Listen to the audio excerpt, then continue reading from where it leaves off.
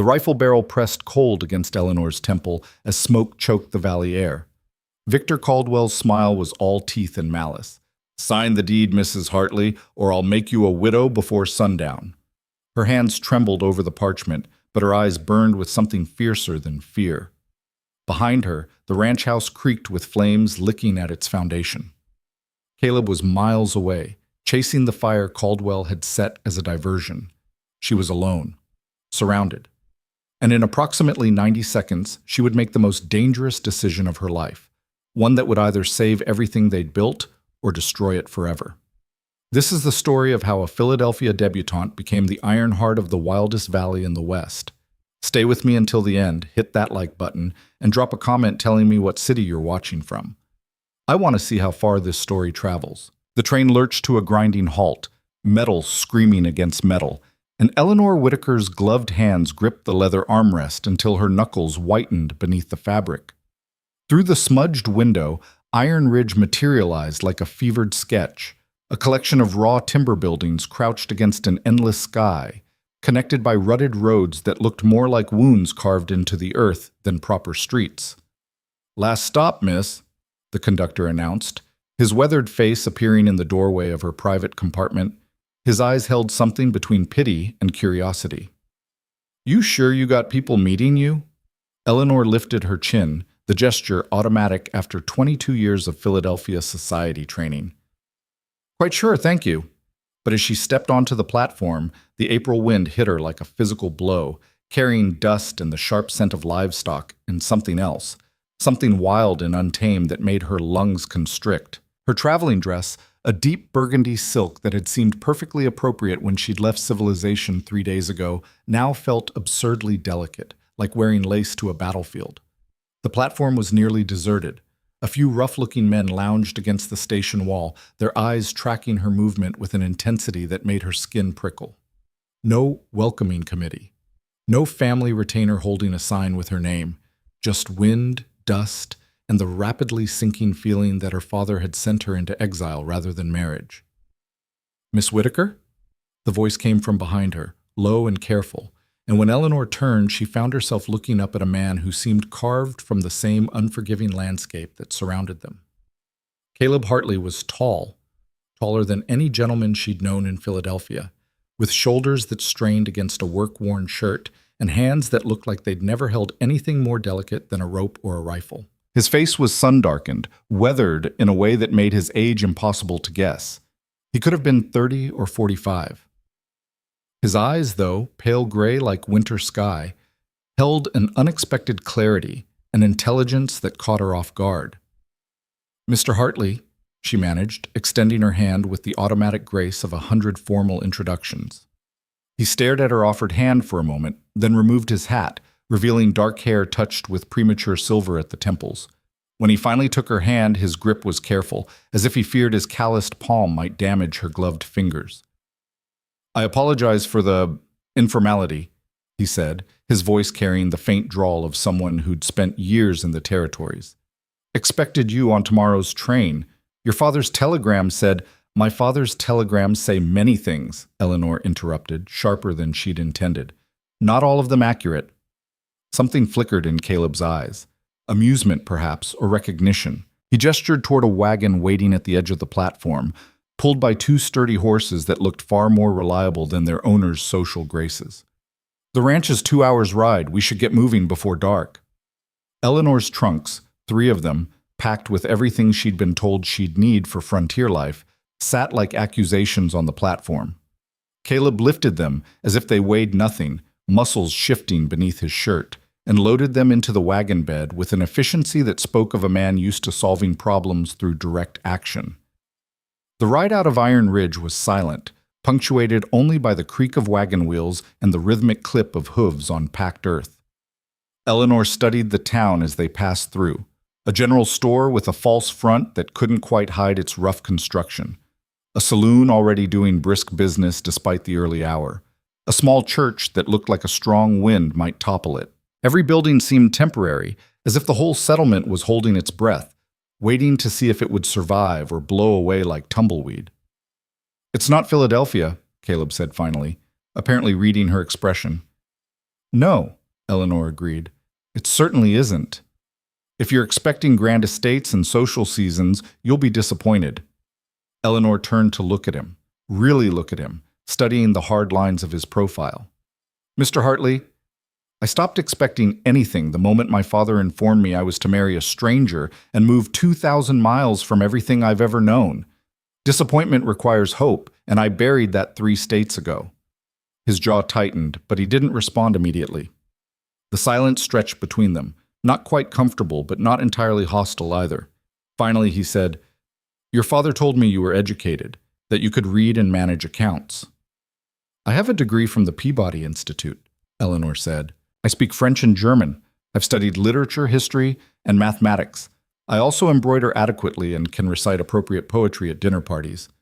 The bitterness in her voice surprised even her. All very useful skills for frontier ranch life, I'm sure. The accounts part might be, Caleb said mildly. The rest, well, the cattle don't much care about French. Despite herself, Eleanor felt the corner of her mouth twitch. How disappointing! I had hoped to discuss Voltaire with them. This time, Caleb actually smiled, a brief, genuine expression that transformed his weathered face into something almost handsome. My foreman, Jack, he'd probably give it a try if you asked nice. He's got opinions on everything. The landscape gradually shifted as they traveled, the town's rough edges giving way to open grassland that rolled toward distant mountains like a frozen ocean. Eleanor had never seen so much sky, so much emptiness. In Philadelphia, the world had been contained by buildings and streets, measured in blocks and addresses. Here, space seemed infinite, almost hostile in its vastness. How much land? She asked. 15,000 acres, Caleb said. Give or take. Took me 12 years to build it from nothing. Eleanor did the mathematics automatically. 15,000 acres.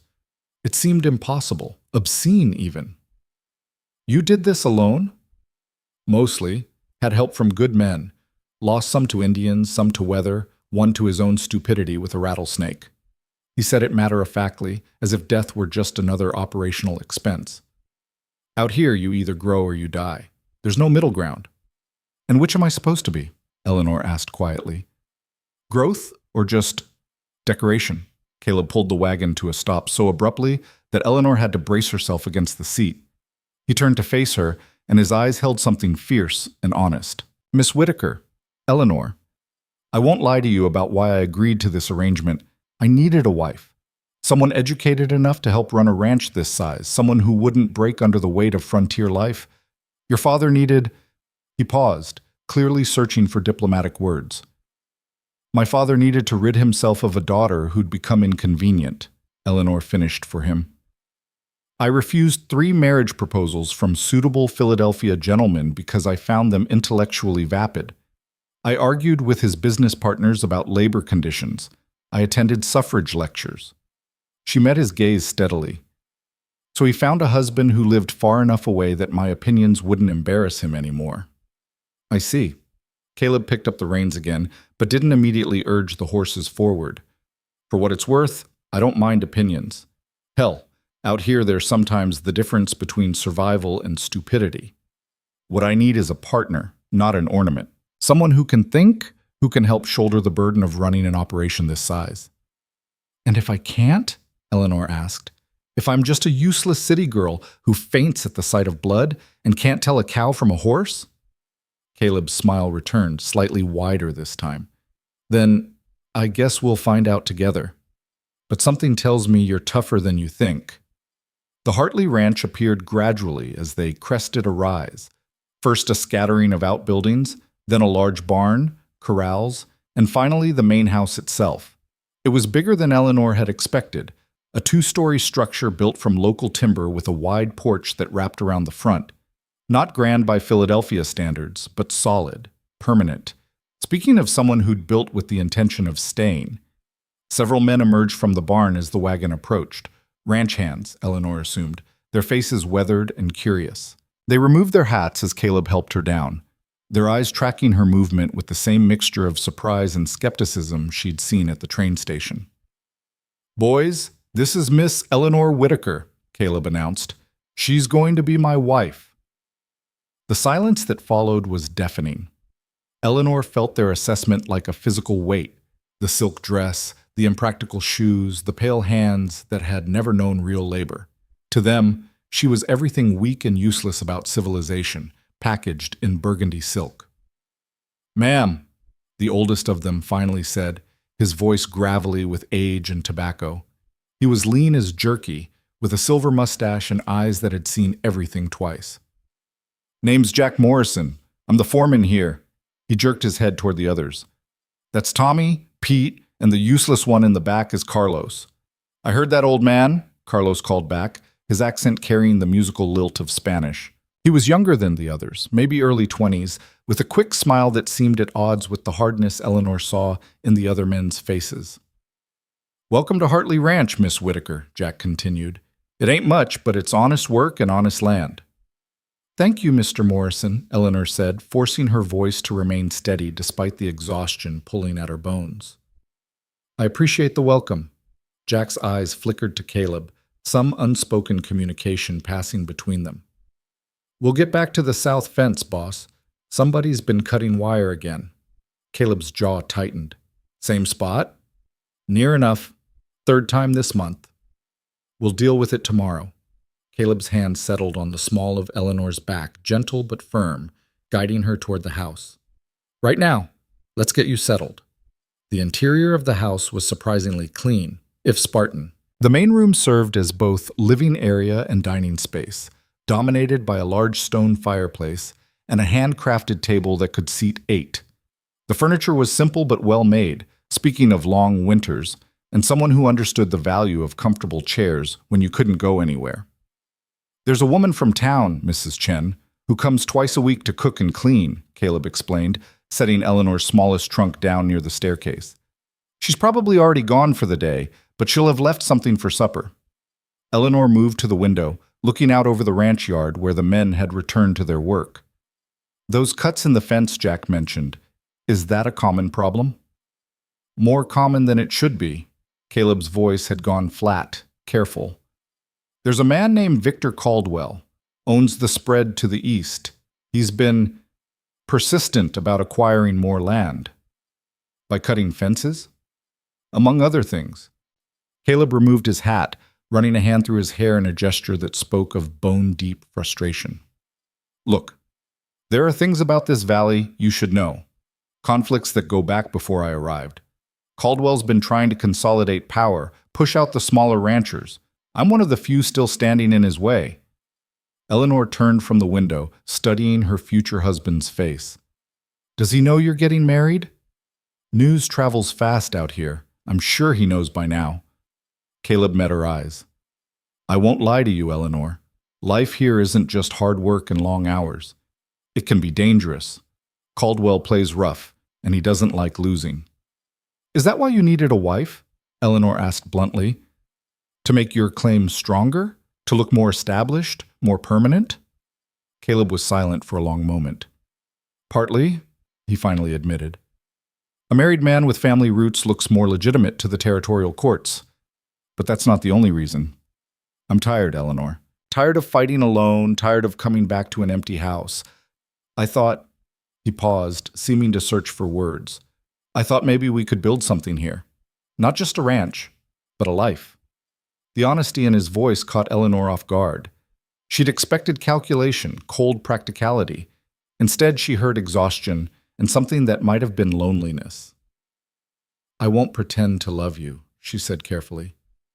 "I don't know you." "I wouldn't believe you if you did," Caleb replied. "But maybe, given time, we could build something better than either of us expected." "Or worse," Eleanor countered. "Or worse," he agreed, "but I'm willing to try if you are." Before Eleanor could respond, the sound of approaching horses drew them both to the window. 3 riders were coming up the main road at a deliberate pace, not rushing, but making no effort to appear friendly either.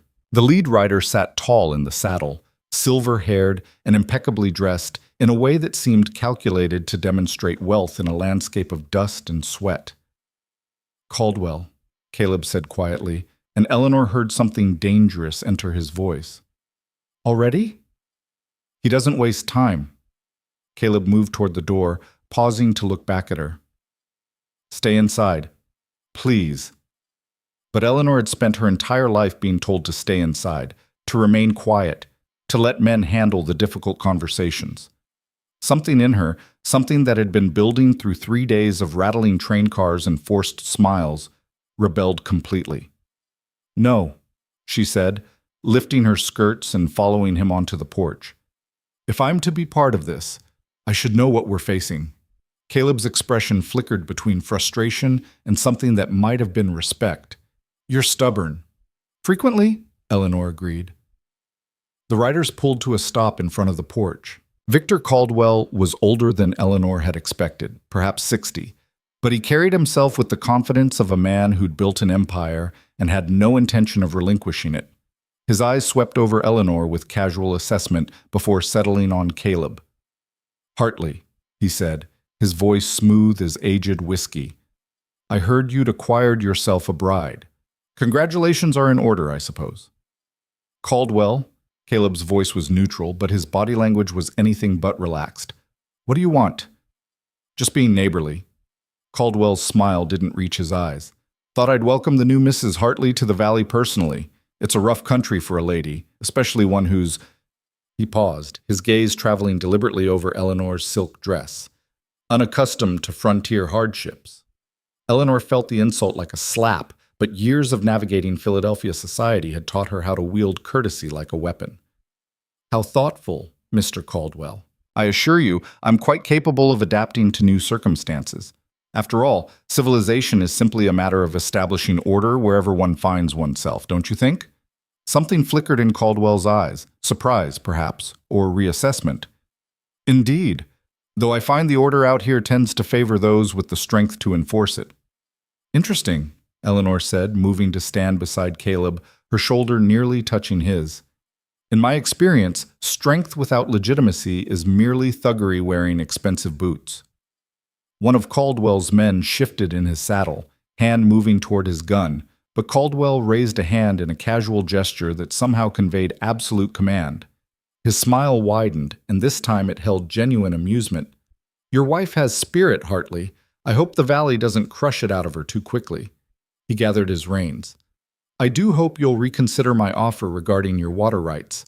It would be unfortunate if accidents continued to plague your operation.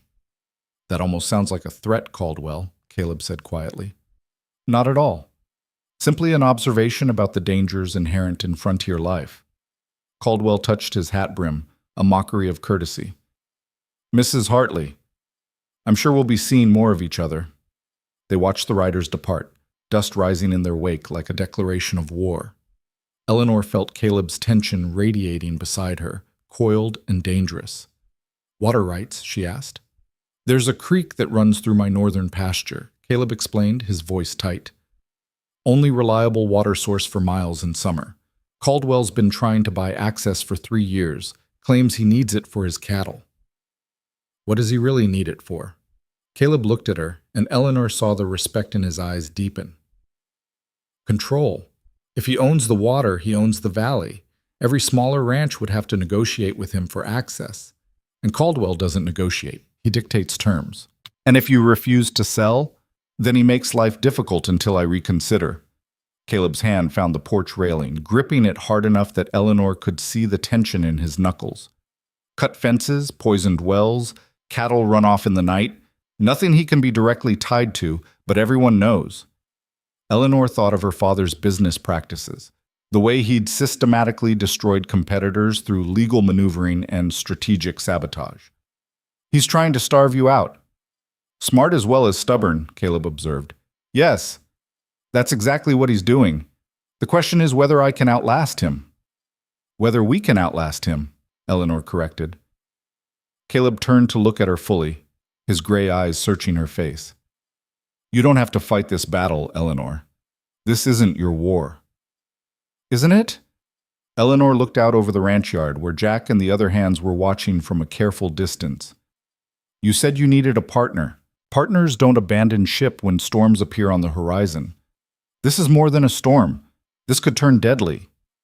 Everything can turn deadly, Eleanor said, thinking of the cholera epidemic that had swept through Philadelphia 2 summers ago, the riots over labor disputes, the casual violence that lurked beneath even the most civilized veneer. At least out here, the threats are honest. For a long moment, Caleb said nothing. Then slowly, he extended his hand, not in greeting this time, but in alliance. Partners, then. Eleanor took his hand, feeling the calluses against her palm, the strength in his grip. Partners. The wedding took place 3 days later in the small church Eleanor had noticed on her arrival. The ceremony was brief, attended by Jack and a handful of other ranch hands whose names Eleanor was still learning. The minister, a circuit preacher who'd ridden through town on his monthly rounds, spoke the words with practiced efficiency, clearly accustomed to frontier weddings where romance took a distant second place to practicality. Eleanor wore a simple blue dress borrowed from Mrs. Chen, whose Chinese heritage had made her an outsider in Iron Ridge until she'd proven herself indispensable through cooking skill and absolute discretion. The dress fit reasonably well, and Eleanor found herself grateful for its simplicity compared to the elaborate gown her mother had pressed upon her before her departure, a cream silk monstrosity that now sat in one of her trunks, a monument to a life she'd left behind. Caleb wore clean clothes and had actually shaved, which Eleanor suspected represented significant effort. When he slipped the ring onto her finger, a simple gold band that had belonged to his mother, he'd explained with uncharacteristic awkwardness. His hands were steady, even if his eyes held uncertainty. "You may kiss the bride," the minister intoned. The kiss was brief, almost chaste, but Eleanor felt the promise in it, not of passion, at least not yet, but of honesty, of two people agreeing to build something neither fully understood. That night, in the ranch house that was now legally her home, Caleb showed her to the master bedroom with an almost comical formality. "I'll take the spare room," he said, until you're comfortable."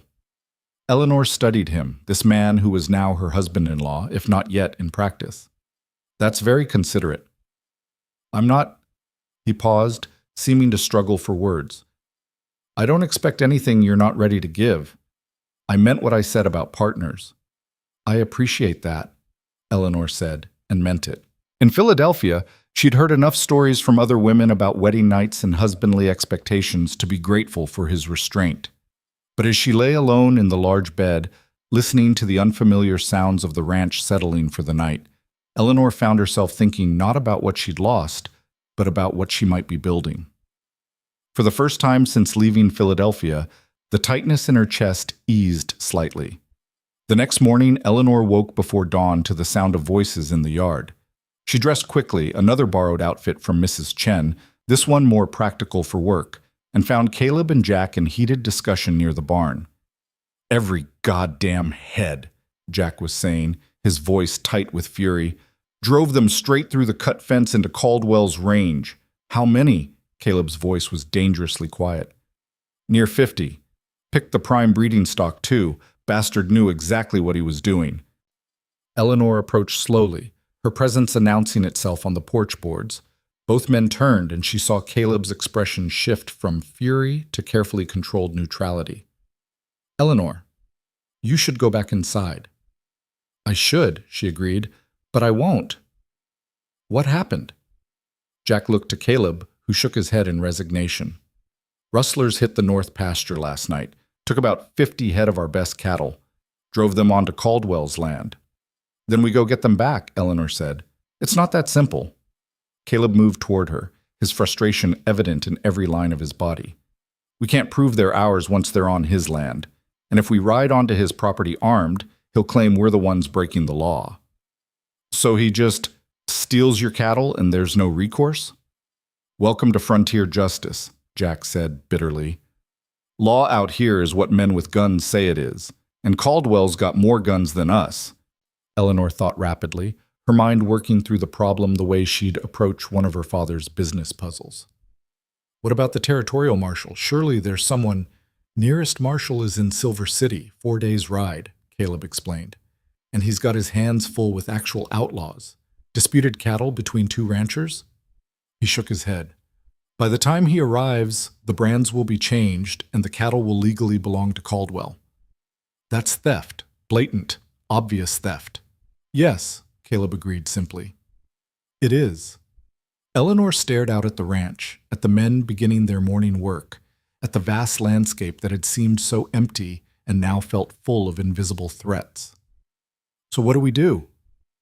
We eat the loss, Caleb said, his voice heavy. We tighten our belts, we guard what we have left, and we pray Caldwell decides he's made his point. And if he doesn't? If he keeps taking cattle until there's nothing left? Caleb met her eyes, and Eleanor saw the truth there before he spoke it. Then we lose everything. The days that followed settled into a rhythm that was equal parts grueling and illuminating. Eleanor discovered that ranch life required a stamina she'd never needed in Philadelphia, where the most strenuous activity had been climbing stairs in a corset. Here, every task seemed designed to test the limits of human endurance. Mrs. Chen proved to be an invaluable teacher, showing Eleanor not just cooking and cleaning, though there was plenty of that, but the peculiar alchemy of making a frontier household function. How to stretch supplies when the nearest store was half a day's ride. How to preserve meat in the absence of ice. How to treat injuries with what you had on hand because there was no doctor closer than Silver City. You learn fast, but Mrs. Chen observed one afternoon as Eleanor successfully prepared a batch of sourdough starter without assistance. Faster than most. I'm motivated, Eleanor admitted. Every skill I don't have is a way I'm useless. Mrs. Chen's dark eyes studied her with shrewd assessment. You think being useful makes you worthy of staying? Doesn't it? Child, you're already staying. You're married. Question is whether you're staying as passenger or crew. She kneaded bread dough with practiced efficiency. Frontier doesn't care about your Philadelphia manners. Out here, worth is what you do, not who you were. Eleanor absorbed this, rolling it around in her mind as she worked. In Philadelphia, her worth had been entirely tied to her father's status and her potential marriage value. Here, apparently, she could build something different. Caleb, meanwhile, was teaching her the ranch itself, how to ride. Not the genteel park riding she'd learned as a girl, but real riding, the kind where you needed to control a horse across rough terrain while also watching for dangers she'd never imagined. He was patient, but exacting, never condescending, but never pretending things were easier than they were. Seat deeper, he'd say, adjusting her position in the saddle. You're too tense. The horse feels that and gets nervous. I'm tense because I'm terrified of falling and breaking my neck, Eleanor would reply. Fair point. Try being terrified with deeper seat. Despite her initial skepticism, Eleanor found herself actually enjoying the rides. There was something liberating about the physical challenge, the direct cause and effect of her actions. Pull the reins this way, the horse turns. Squeeze with your legs, it moves forward. No social subtlety, no hidden agendas, just immediate, honest response. One evening, as they rode back from checking the southern fence line, Caleb pulled his horse to a stop on a rise overlooking the valley. The sun was setting, painting the landscape in shades of gold and crimson that seemed almost violent in their beauty. This is why I stay, he said quietly. Even with Caldwell, even with the cattle thieves and the droughts and the winters that kill livestock. This. Eleanor looked out at the view, trying to see it through his eyes. In Philadelphia, beauty had been carefully cultivated. Manicured parks, architectural grandeur, art galleries. This was different. Wild, indifferent to human approval. It's honest, she said finally. Caleb glanced at her, surprised. That's exactly it. It doesn't lie. If you work hard, if you're smart and lucky, you can build something. And if you're foolish or weak, it'll kill you. No pretense either way. Is that better, though? The potential for death seems like a significant drawback. Compared to what? Slow death in a city, pretending to be someone you're not, trapped by expectations? He shook his head. At least here, when you die, it means something. You tried, you built, you fought. Eleanor thought of her life in Philadelphia, the endless social performances, the suffocating propriety. I see your point. They rode back in companionable silence, and Eleanor realized with some surprise that she was beginning to understand not just the ranch, but the man who'd built it. The crisis came 2 weeks after the wedding, on a Tuesday that had started unremarkably. Eleanor was working in the ranch office, a small room off the main parlor where Caleb kept his accounts, trying to make sense of the ledgers. The numbers told a story of steady growth undermined by increasing losses. Cattle disappearing, equipment vandalized, workers spooked away by threats.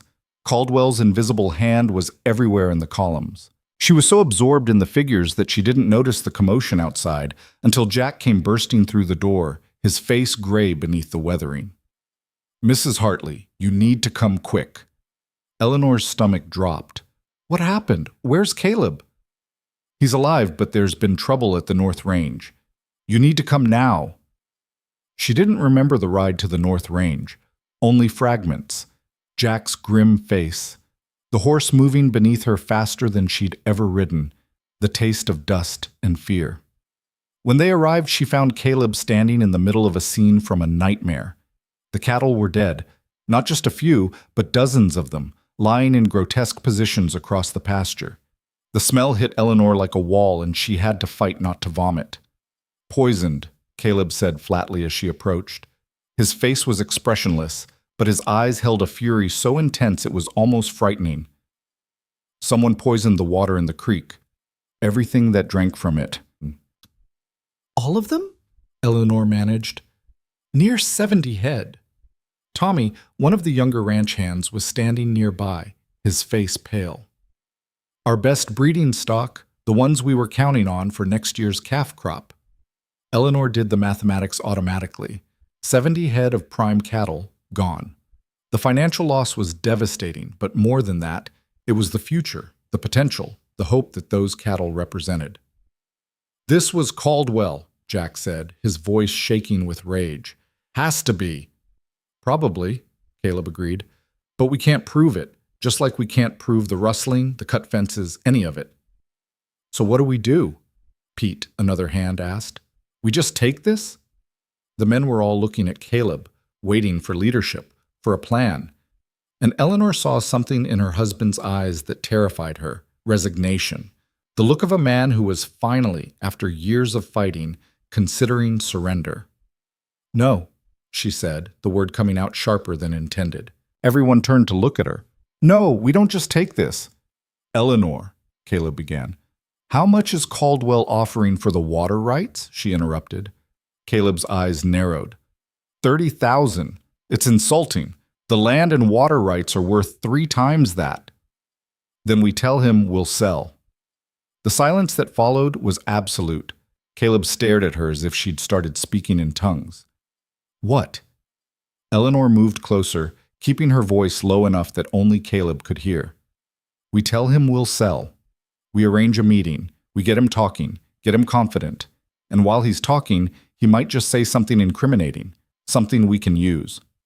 "You want to trap him," Caleb said slowly. "To trick him into a confession."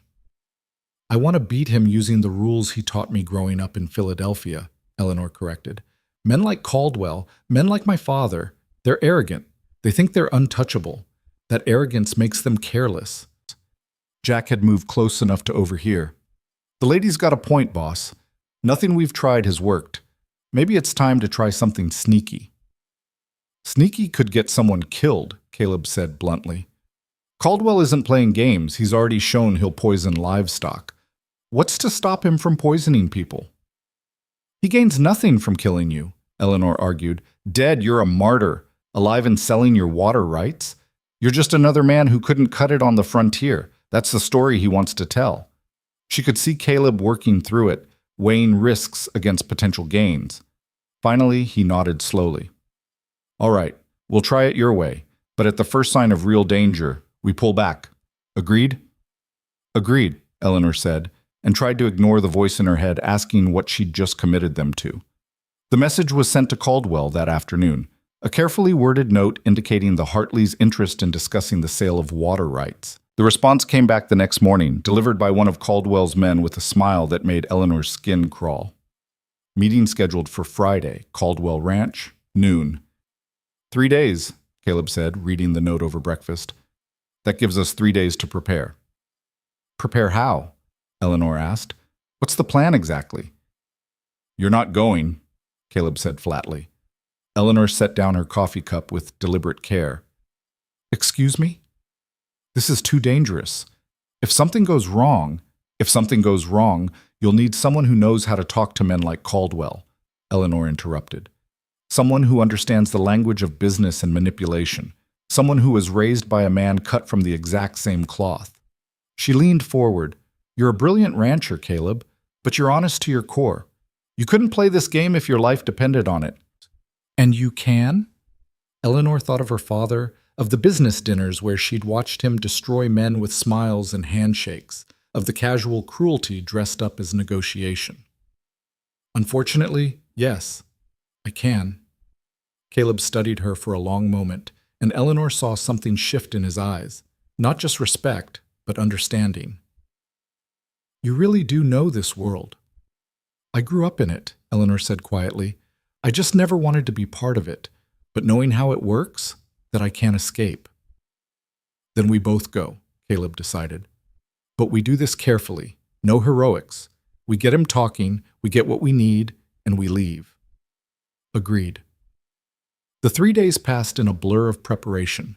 Jack and the other hands were brought into the plan, each assigned roles.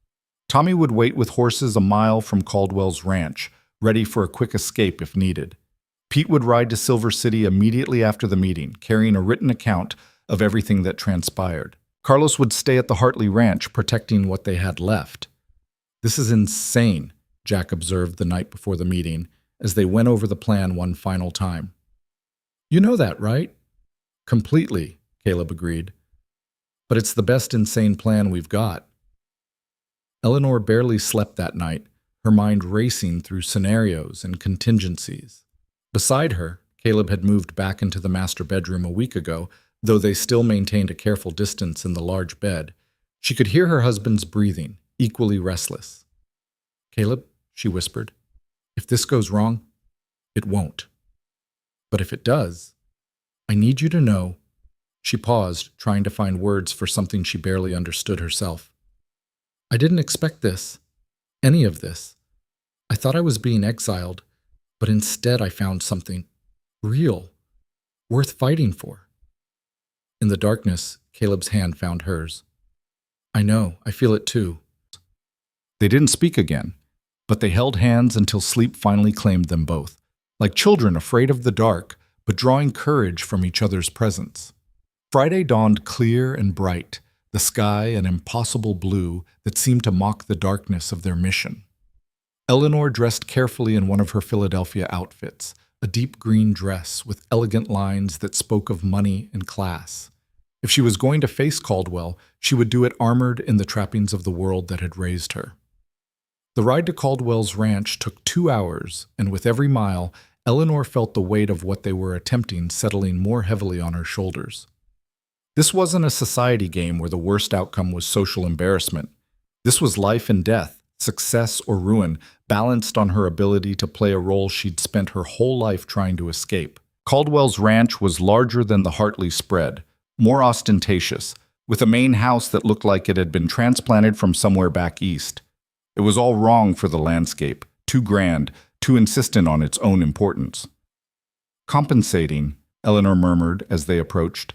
Despite the tension, Caleb's mouth twitched. What? Men who build monuments to themselves are usually compensating for something they lack. She smoothed her skirts. My father did the same thing. The bigger the house, the smaller the soul.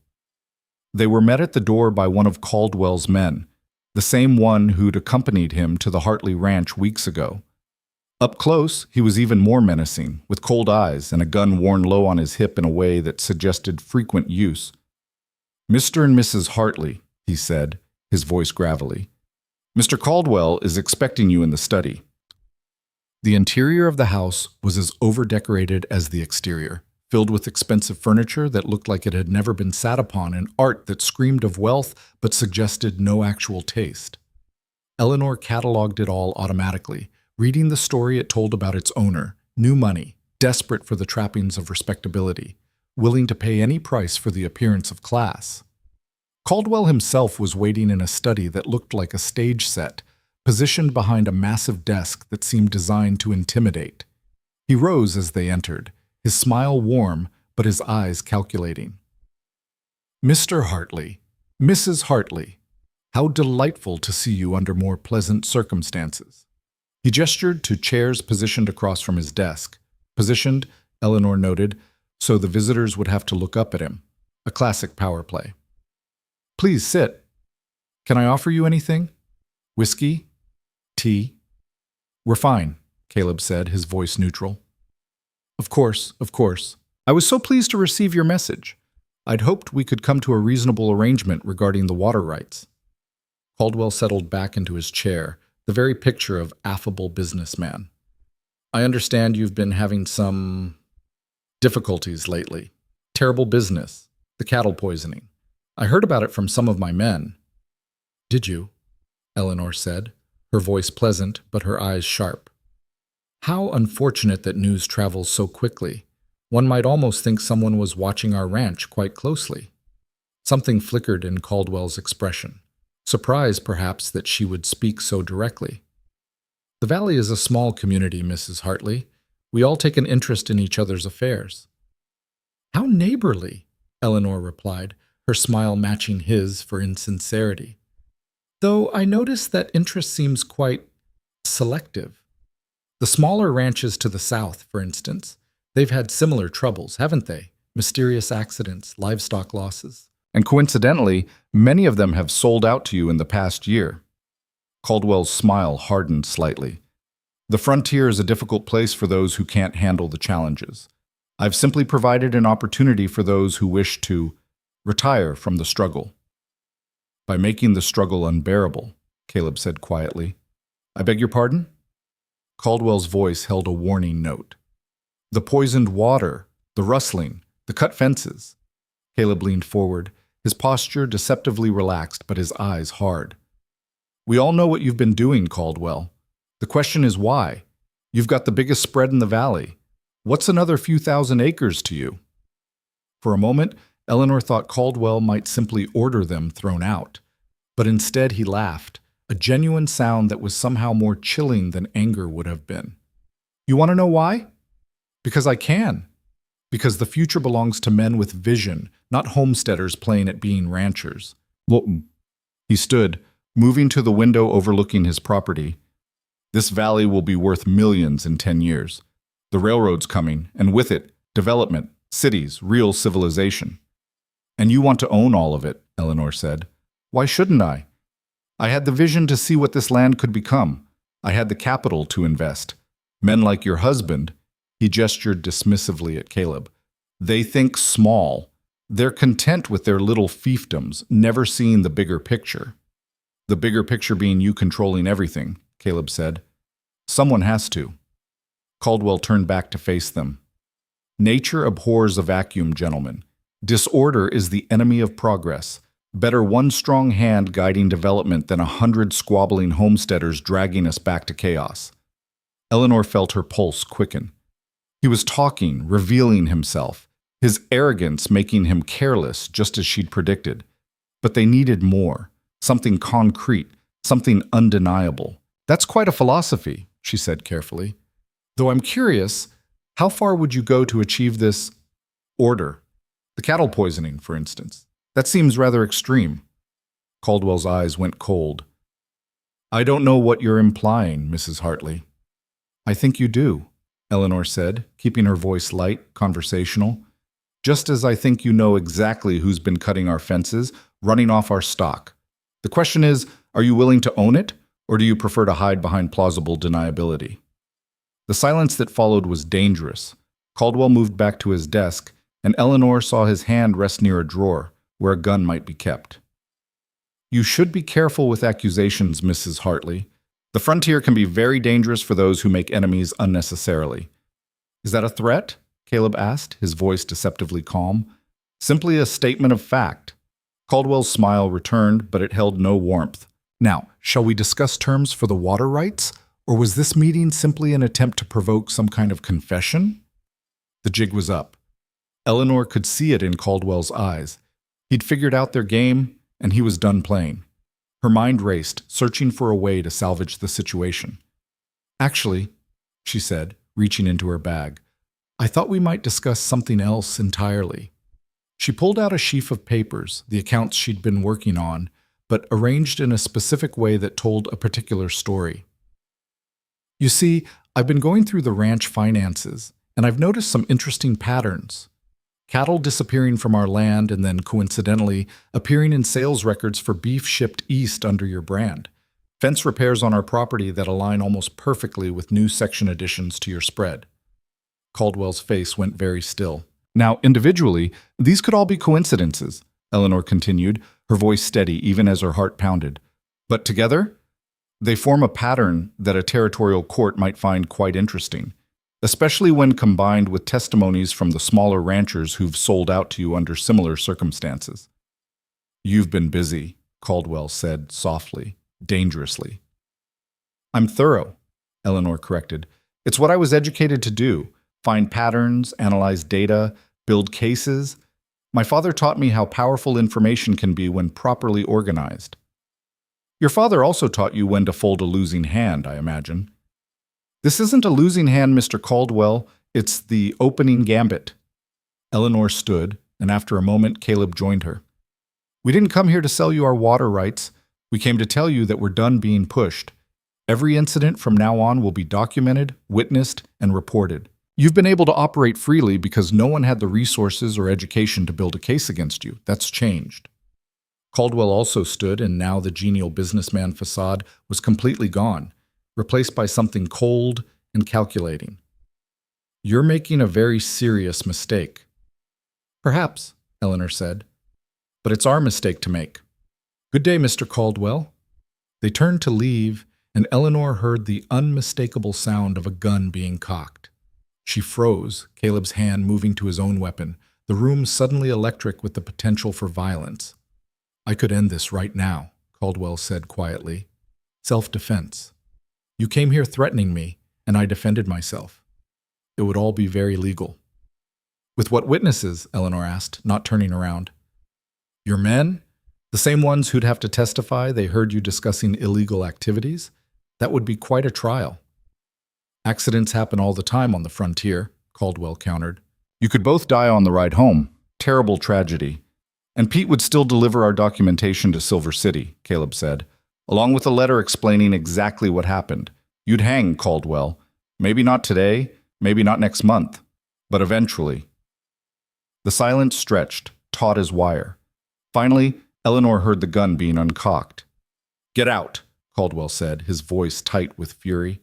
And pray I don't decide your information is worth the risk of silencing you. They didn't run, but they didn't dawdle either. The ride back to where Tommy waited with the horses felt endless, every shadow potentially hiding an ambush. But they made it, mounted up, and rode hard for the Hartley Ranch, not slowing until they could see the familiar buildings. Only then did Eleanor begin to shake, the full weight of what they'd done crashing down on her. Caleb pulled his horse alongside hers, his hand reaching out to steady her. You were magnificent, he said quietly. Terrifying and magnificent. I was terrified, Eleanor admitted. Still am. That makes two of us. Caleb looked back toward Caldwell's land. But we did it. We rattled him, made him show his hand. We also made an enemy for life, Eleanor pointed out. We already had that enemy, Caleb countered. Now we've just made him visible.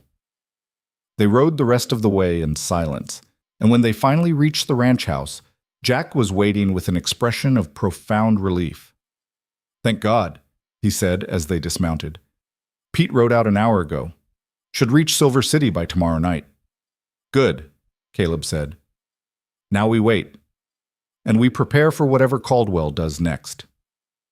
That night, lying in the darkness of their bedroom, Eleanor felt Caleb's arm settle around her waist, the first time he'd initiated such contact. She didn't pull away. What have we started? She whispered. A war, Caleb replied. But at least now we're fighting on our terms. Eleanor thought about that, about the path she'd chosen, the life she was building from nothing in this harsh, unforgiving landscape. In Philadelphia, she'd been a pawn in other people's games. Here, she was a player in her own right. Caleb? Thank you for treating me like a partner. Not everyone would have listened. She felt him smile against her hair. Eleanor, from the moment you stepped off that train, you've been more than I bargained for. The question was never whether to listen. It was whether I could keep up.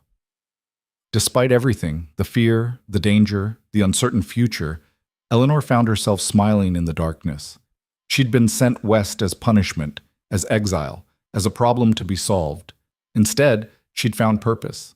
And that, she was beginning to realize, was worth fighting for. The sun had barely cleared the eastern ridge when the first shot shattered the morning silence.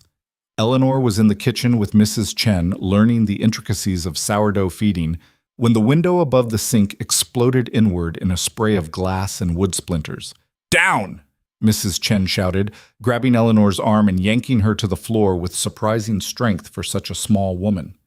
Another shot punched through the wall above them, and Eleanor heard shouting from the yard. Caleb's voice, Jack's, the sharp crack of return fire. "Stay here," Mrs. Chen commanded, already moving toward a cabinet where Eleanor knew a shotgun was kept. But Eleanor's mind was racing, calculating. The shots were coming from the north, from the direction of the tree line that bordered the creek. Whoever was shooting had position and cover. Caleb and the men were caught in the open yard. "The root cellar," Eleanor said suddenly. "Can we get to it from here, Mrs.?" Chen's eyes sharpened with understanding. The root cellar had a secondary entrance that opened behind the barn, out of the line of fire. "You thinking what I think you're thinking. If we can get around behind them. That's a good way to get killed, child." "Staying here while they pick off our men is also a good way to get killed," Eleanor countered. "At least this way we're doing something." Another volley of shots made the decision for them. Mrs. Chen grabbed the shotgun and a box of shells, while Eleanor snatched a smaller pistol Caleb had insisted she learn to shoot, though her lessons had been theoretical more than practical. The root cellar was cool and dark, smelling of earth and stored vegetables. They moved through it quickly, Mrs. Chen's small frame surprisingly agile as she navigated the cramped space. The rear entrance opened with a groan of hinges that made Eleanor wince, but the gunfire outside was loud enough to cover the sound. "5 men," Mrs. Chen whispered, pointing toward shapes barely visible in the tree line. "Maybe 6. They're focused on the house and barn, not watching their backs." Eleanor's hands were shaking as she gripped the pistol. She'd fired it exactly 3 times in practice, hitting the target once out of pure luck. But she understood tactics, understood distraction and misdirection. "We don't have to hit them," she murmured. "We just have to make them think they're surrounded. Make them panic." Mrs. Chen's smile was fierce and approving. "On 3. Aim high if you're not sure. Better to miss than hit our own men." They moved into position behind a fallen log, and Eleanor felt every heartbeat like a drum against her ribs. Below them, she could see Caleb and Jack pinned behind a water trough, Tommy and Pete somewhere near the barn. The attackers had them contained, systematic fire keeping them from moving or returning effective shots. 1. Mrs. Chen counted softly. 2. 3. The shotgun's roar was deafening at close range. Eleanor squeezed the pistol's trigger, felt the kick against her palm, fired again and again without really aiming, just pointing toward the tree line and pulling until the hammer clicked on empty chambers. The effect was immediate and dramatic. The men in the trees scattered, clearly not expecting fire from behind. One went down, whether hit or diving for cover, Eleanor couldn't tell. Shouts of confusion rose above the gunfire. "Ambush! They got men in the trees!" Fall back, Caleb's voice cut through the chaos. "Push them! Don't let them regroup!" The ranch hands surged forward, and suddenly the attackers were in full retreat, running for horses tethered deeper in the woods.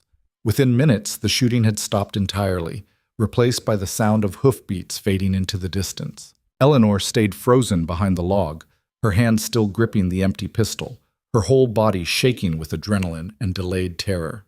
Mrs. Chen touched her shoulder gently. "First gunfight always hits hardest," she said quietly. "You did good, child. Real good." Caleb found them minutes later, his face pale beneath the dust and his eyes wild until he confirmed Eleanor was unhurt. Then the fear transformed into fury. "What the hell were you thinking?" he demanded, his voice rough. "You could have been killed." "So could you," Eleanor shot back, her own fear manifesting as anger. "They had you pinned. Someone had to do something. That someone didn't have to be my wife. I'm not just your wife, remember? I'm your partner. Partners don't hide while the other one gets shot at." They glared at each other, both breathing hard, until Jack's voice interrupted from behind Caleb. Boss, you might want to see this.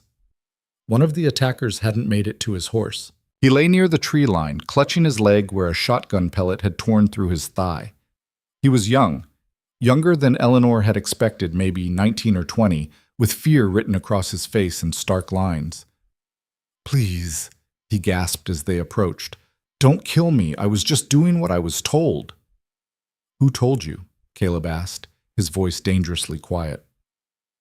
"Caldwell, Mr. Caldwell.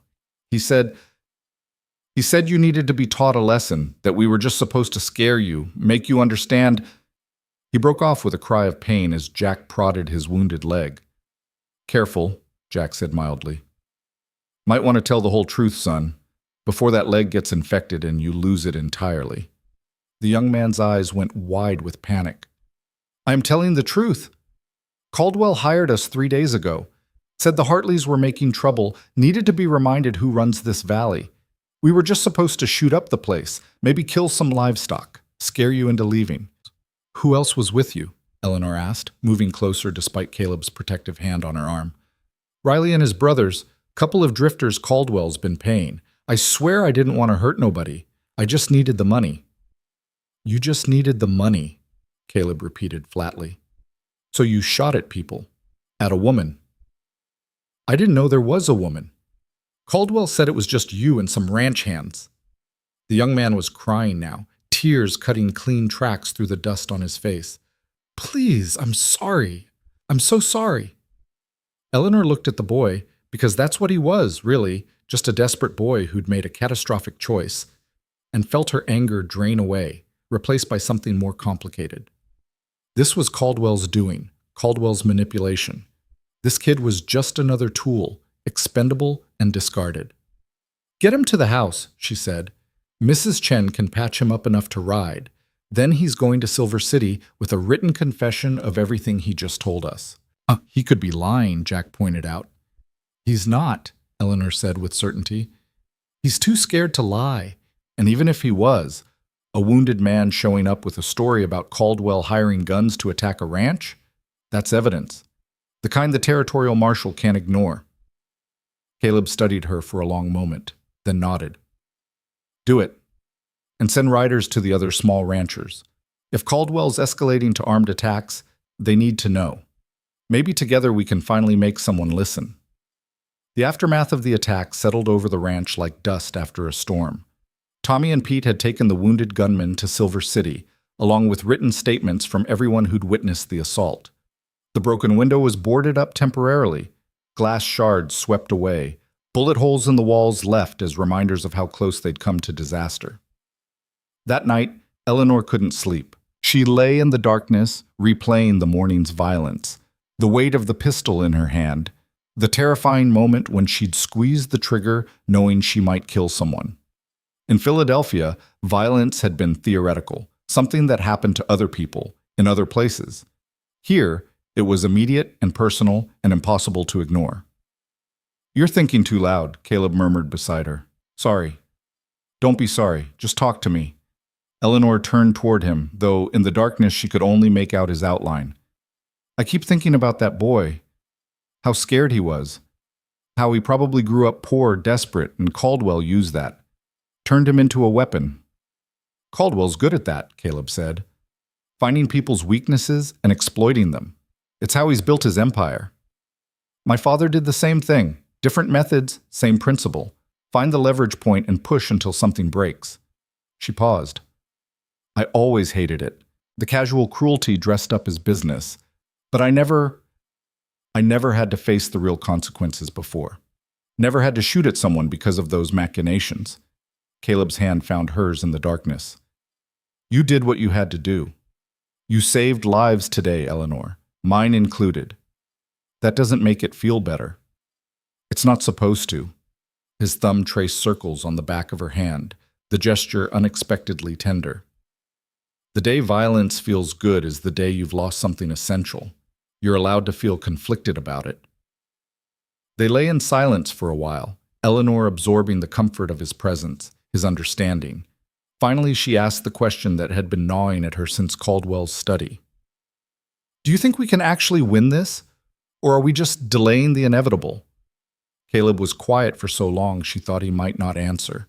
When he finally spoke, his voice carried the weight of hard-won wisdom. I don't know. Caldwell has more money, more men, more connections. By every logical measure, we should have lost already. But he doesn't have what we have. He doesn't have people willing to fight for something they believe in rather than just for pay. He doesn't have Mrs. Chen teaching his wife to shoot. He doesn't have ranch hands who stay not because they're trapped, but because they've built something worth defending. He shifted closer, his shoulder pressing against hers. Caldwell has an empire. We have a home. And people fight harder for homes. Eleanor wanted to believe him, wanted to trust in the power of righteous determination over brutal pragmatism, but she'd grown up watching her father crush idealists with depressing regularity. Good intentions didn't stop bullets or legal maneuvers or men with more resources than scruples. Still, she kept those doubts to herself. Caleb needed hope right now, and she could give him that even if she didn't fully share it. The response from these other ranchers came over the next few days, delivered by riders and written messages that told a story of shared suffering and mounting desperation. The Johnsons had lost half their herd to mysterious illness. The Hendersons had their barn burned down.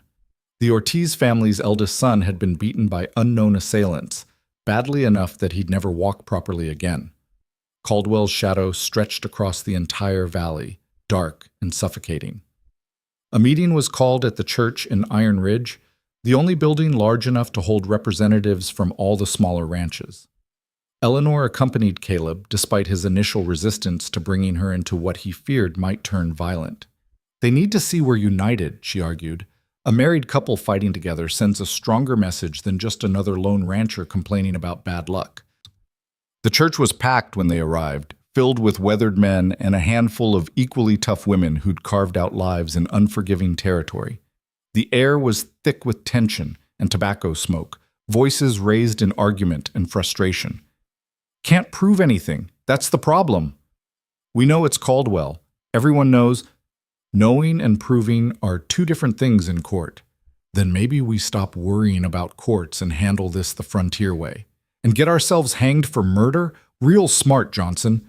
Caleb's voice cut through the chaos, not shouting but carrying nonetheless.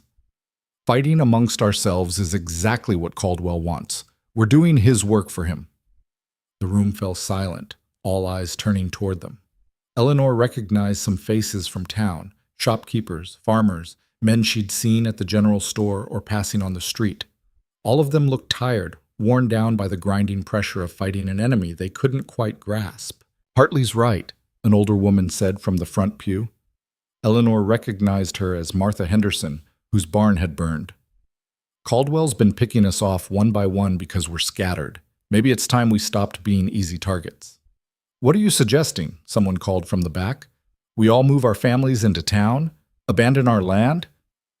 I'm suggesting we organize, Martha replied.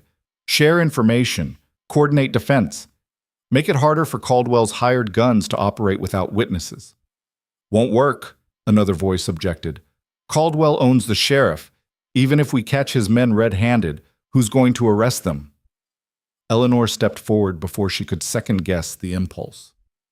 The room's attention shifted to her, and she felt the weight of their skepticism, the city woman in her impractical dress, playing at frontier life. The territorial marshal doesn't answer to Caldwell, she said clearly, and we already have evidence on its way to Silver City. A wounded man willing to testify that Caldwell hired him to attack the Hartley Ranch. Written statements from witnesses. Documentation of patterns across multiple ranches. One wounded gunman's testimony won't be enough, someone argued. Caldwell's lawyers will tear him apart. You're right, Eleanor agreed. One witness won't be enough, which is why we need more. We need everyone in this room to write down everything that's happened to them. Dates, times, losses, any evidence of Caldwell's involvement. We build a case so comprehensive that even his lawyers can't make it disappear. And if the marshal doesn't care? The question came from a young man Eleanor didn't recognize, his face scarred and his eyes hard. What then? Then we make sure the territorial governor cares, Eleanor said, and the newspapers back east. We make this a story about frontier justice versus tyranny. We make Caldwell famous for all the wrong reasons. That's a lot of faith in institutions that don't give a damn about us, the young man said. Yes, Eleanor admitted. It is, but the alternative is either surrender or open warfare. And I'm not prepared to surrender, and warfare will get us all killed. So we try the legal route first, and if that fails... She glanced at Caleb, saw his slight nod of support. Then we revisit our options. The debate raged for another hour, voices rising and falling as fear and anger and desperation battled against hope and pragmatism. But slowly, gradually, a consensus emerged. They would organize, they would document, they would build a case that couldn't be ignored. As the meeting broke up, Martha Henderson approached Eleanor, her weathered face creased in something that might have been a smile. That was quite a speech, Mrs. Hartley. Almost made me believe we have a chance. Almost? Eleanor asked. I've lived in this valley 40 years, Martha said. Seen a lot of men like Caldwell. They don't lose gracefully. You keep poking him, he's going to bite back harder than you expect. I know. Do you? Martha's eyes were sharp despite her age. Because this isn't Philadelphia society games, girl. Out here, when men like Caldwell bite, people die. You ready for that? Eleanor thought of the morning's gunfight, the pistol heavy in her hand, the fear and adrenaline and terrible clarity of violence. I hope I never have to find out. But if I do, yes, I'm ready. Martha studied her for a long moment, then nodded. Maybe you are at that. Just remember, being ready to fight and being ready to live with the consequences are two different things.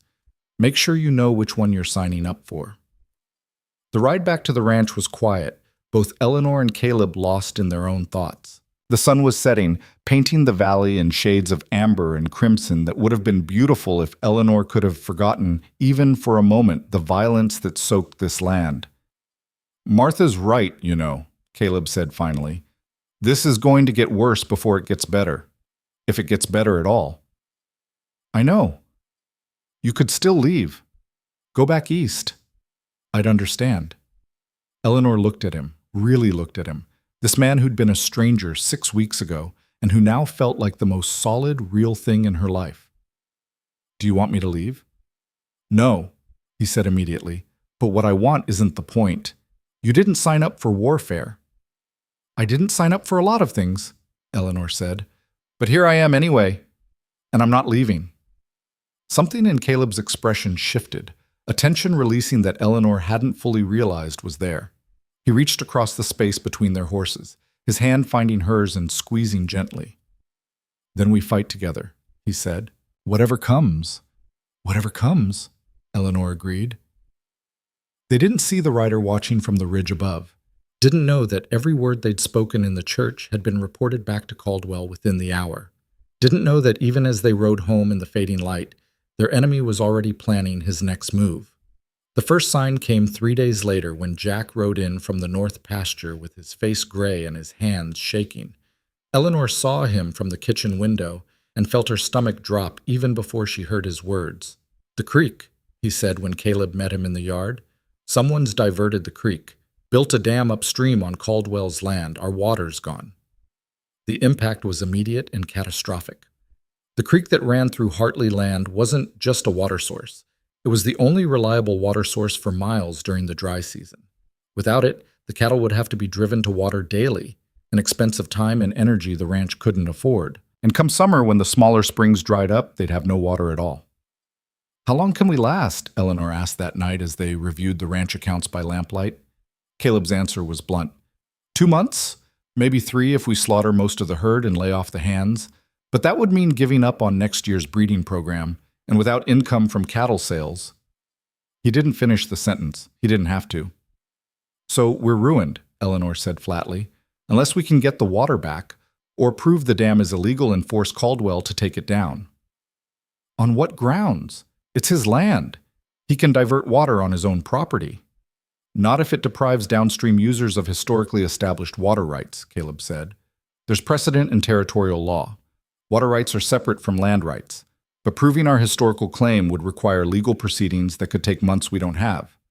Eleanor stared at the ledger, the numbers blurring as exhaustion and frustration pulled at her. They'd been so focused on documenting Caldwell's criminal activities, the rustling, the violence, the intimidation. They hadn't anticipated he'd simply strangle them legally, using his own property rights as a weapon. "There has to be something we can do," she said. "Short of tearing down his dam ourselves and starting a shooting war?" Caleb shook his head. "I'm out of ideas, Eleanor. For the first time since I started this ranch, I genuinely don't know what to do next." The defeat in his voice was more frightening than any of Caldwell's threats. This was a man who'd built something from nothing through sheer determination and refusal to quit. Hearing him sound beaten was like watching the foundation crack beneath their feet. Eleanor stood abruptly, pacing the small office as her mind raced. There had to be an angle, some leverage they hadn't considered. Caldwell was powerful, but not omnipotent. Every strong man had weaknesses, pressure points that could be exploited if you knew where to look. "Who else needs that water?" she asked suddenly. Caleb looked up, confused. "What?" "The creek. It runs through Caldwell's land after it leaves ours, right? Who's downstream from him?" "The Ortiz Ranch, couple of smaller spreads." "Why?"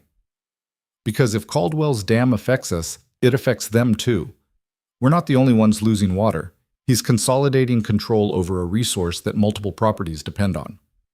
Eleanor's mind was clicking through possibilities like an accountant working an equation. That's not just civil infringement. That could be a territorial resource issue, something the governor's office might actually care about.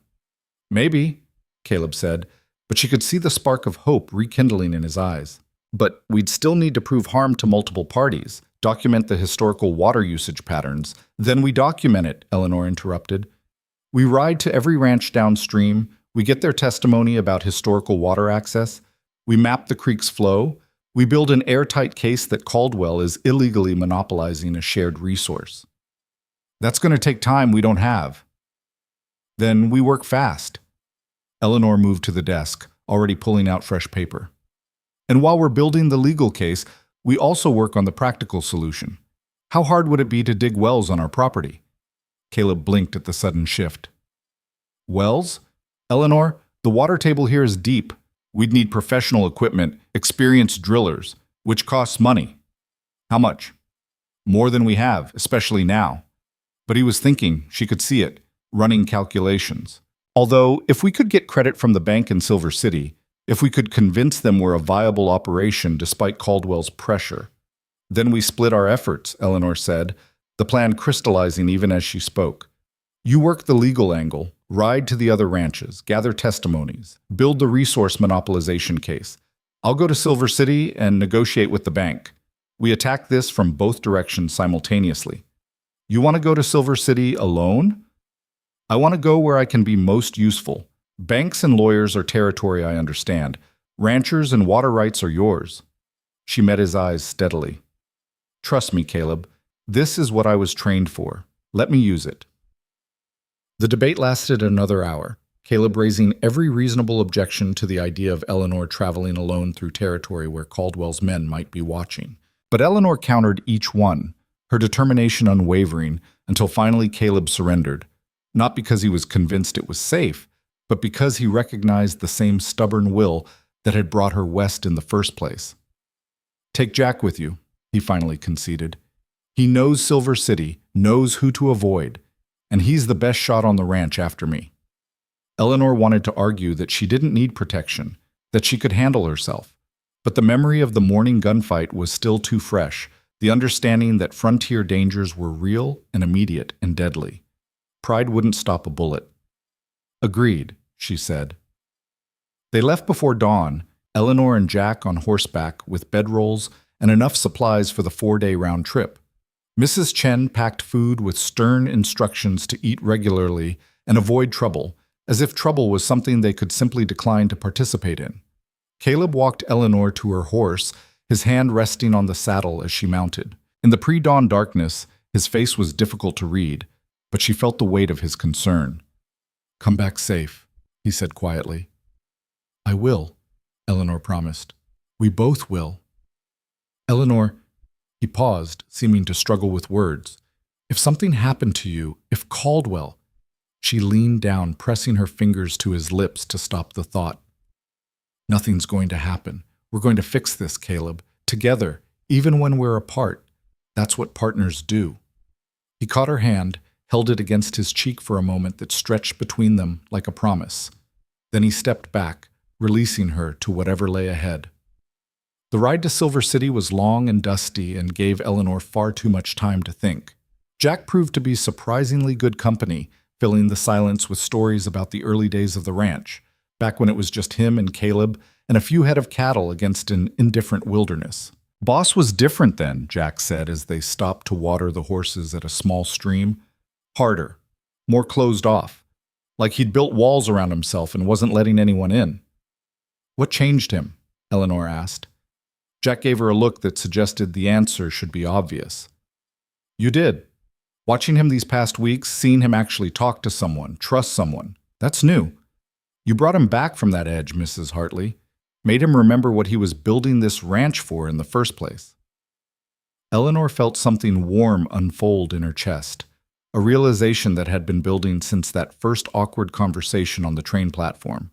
She'd come west expecting exile, expecting to endure a marriage of convenience to a stranger who needed her skills more than her company. Instead, she'd found partnership, purpose, and something that felt dangerously close to love, though she wasn't quite ready to name it yet. Silver City appeared on the second evening, a sprawling collection of buildings that seemed to be engaged in constant warfare between civilization and chaos. The territorial capital was bigger than Iron Ridge, more established, but still carried the raw energy of a place being invented daily, rather than inherited from history. They found rooms at a boarding house that Jack vouched for, Eleanor taking a small single, while Jack bunked in the common room downstairs. The proprietor, a severe woman named Mrs. Patterson, looked Eleanor up and down with obvious skepticism. We don't get many ladies traveling alone, she said, the emphasis on ladies carrying multiple implications. I'm not alone, Eleanor replied coolly. I'm on business, and I'd appreciate a room with a door that locks properly. Mrs. Patterson's expression shifted slightly, reassessing. Business, is it? What kind of business brings a woman to Silver City? The kind that's none of yours, Jack interjected, his voice carrying an edge Eleanor had never heard before. The lady paid for a room. She'll take her key now. The key was produced with bad grace, and Eleanor climbed the stairs to a room that was small but clean, with a window overlooking the main street. She watched the evening commerce below, miners fresh from claims, cowboys spending their pay, businessmen moving between establishments with purposeful strides. Somewhere in this chaos was the leverage she needed. The bank that held credit, the lawyers who could argue water rights, the territorial officials who might actually enforce the law if properly motivated. She just had to find them before Caldwell's influence poisoned every well she tried to draw from. The next morning, Eleanor dressed in her most severe Philadelphia outfit, dark blue with minimal ornamentation, projecting competence and seriousness rather than femininity. She braided her hair tightly and practiced her father's expression in the small mirror, the one he used when he was about to destroy someone in a business negotiation. She would need every weapon in her arsenal for what came next. The Silver City Bank and Trust was an imposing building of brick and false confidence, trying to project East Coast legitimacy onto frontier reality. Eleanor walked in with her shoulders back and her chin high, ignoring the stares from male customers who clearly thought she'd wandered into the wrong establishment. The bank manager, a portly man named Thornton with impressive side whiskers and shrewd eyes, received her in an office that smelled of leather and tobacco. Mrs. Hartley, he said, his tone managing to be both cordial and dismissive. I understood your husband was managing the ranch's financial affairs. Has something changed? My husband and I manage the ranch together, Eleanor corrected. I'm here to discuss credit for well drilling equipment and professional services. Thornton's eyebrows rose. Wells? I was under the impression the Hartley Ranch had adequate water access through the creek system. You are remarkably well informed about our property, Eleanor observed, almost as if someone has been discussing our business with you. A slight flush colored Thornton's jowls. The banking industry thrives on information, Mrs. Hartley. It's my job to understand the financial situations of potential borrowers. I see. And has Mr. Caldwell's information suggested we're poor credit risks? The flush deepened. I don't know what you're implying. I'm not implying anything, Mr. Thornton. I'm stating directly that Victor Caldwell has systematically worked to undermine the Hartley Ranch through illegal means, and I suspect he's also worked to ensure we can't access the capital we need to defend ourselves. Eleanor leaned forward. The question is whether you're going to be complicit in that, or whether you're going to do business based on actual financial merit rather than one man's vendetta. Thornton stared at her, clearly unprepared for such directness. Mrs. Hartley, I'm afraid I can't extend credit under the current circumstances. Your ranch has suffered significant losses recently, and without guaranteed water access, losses that are entirely the result of Caldwell's criminal interference, Eleanor interrupted. Losses we're currently documenting for territorial authorities. When this case goes to court, and it will, there will be a very public accounting of who facilitated Caldwell's activities and who stood against them. She paused, letting that sink in. You should ask yourself which side of that history you want to be on. Are you threatening me? I'm offering you an opportunity to back the right horse before the race is decided, Eleanor said. The Hartley Ranch is a sound operation being systematically sabotaged, but we're fighting back, and we're building a case that will eventually attract attention from the territorial government and possibly even federal authorities. When that happens, everyone's finances will be examined, including which banks extended credit to whom and why. She could see the calculation happening behind Thornton's eyes, the weighing of risks and potential rewards. Caldwell was a powerful enemy, but he wasn't omnipotent. And if his empire did fall, if Eleanor and Caleb actually managed to build a successful case against him, anyone who'd actively helped him might find themselves facing uncomfortable questions. I'll need to consult with my board, Thornton said finally. Of course, I'll return tomorrow for your answer. Eleanor stood, gathering her gloves with deliberate care. I do hope you'll make the right decision, Mr. Thornton, for everyone's sake. She walked out with her heart pounding and her palms sweating beneath her gloves, but her expression remained serene until she was back on the street. Jack was waiting across the road, his weathered face creased with concern. How'd it go? I don't know yet, Eleanor admitted, but I made him think. That's a start. The territorial marshal's office was next, a squat building near the courthouse that spoke of limited funding and unlimited responsibility. The man behind the desk looked like he'd been carved from the same stone as the mountains, weathered, immovable, and completely unimpressed by Eleanor's Philadelphia credentials. Water rights disputes are civil matters, Mrs. Hartley, Marshal Garrett said, his voice carrying the patience of someone who'd explained this 1,000 times before. Unless there's evidence of criminal activity, it's not my jurisdiction. What about hiring men to shoot at people? Eleanor asked. Is that criminal enough for you? You have evidence of that? We have a wounded man willing to testify, written statements from witnesses, which I've received and am reviewing, Garrett interrupted.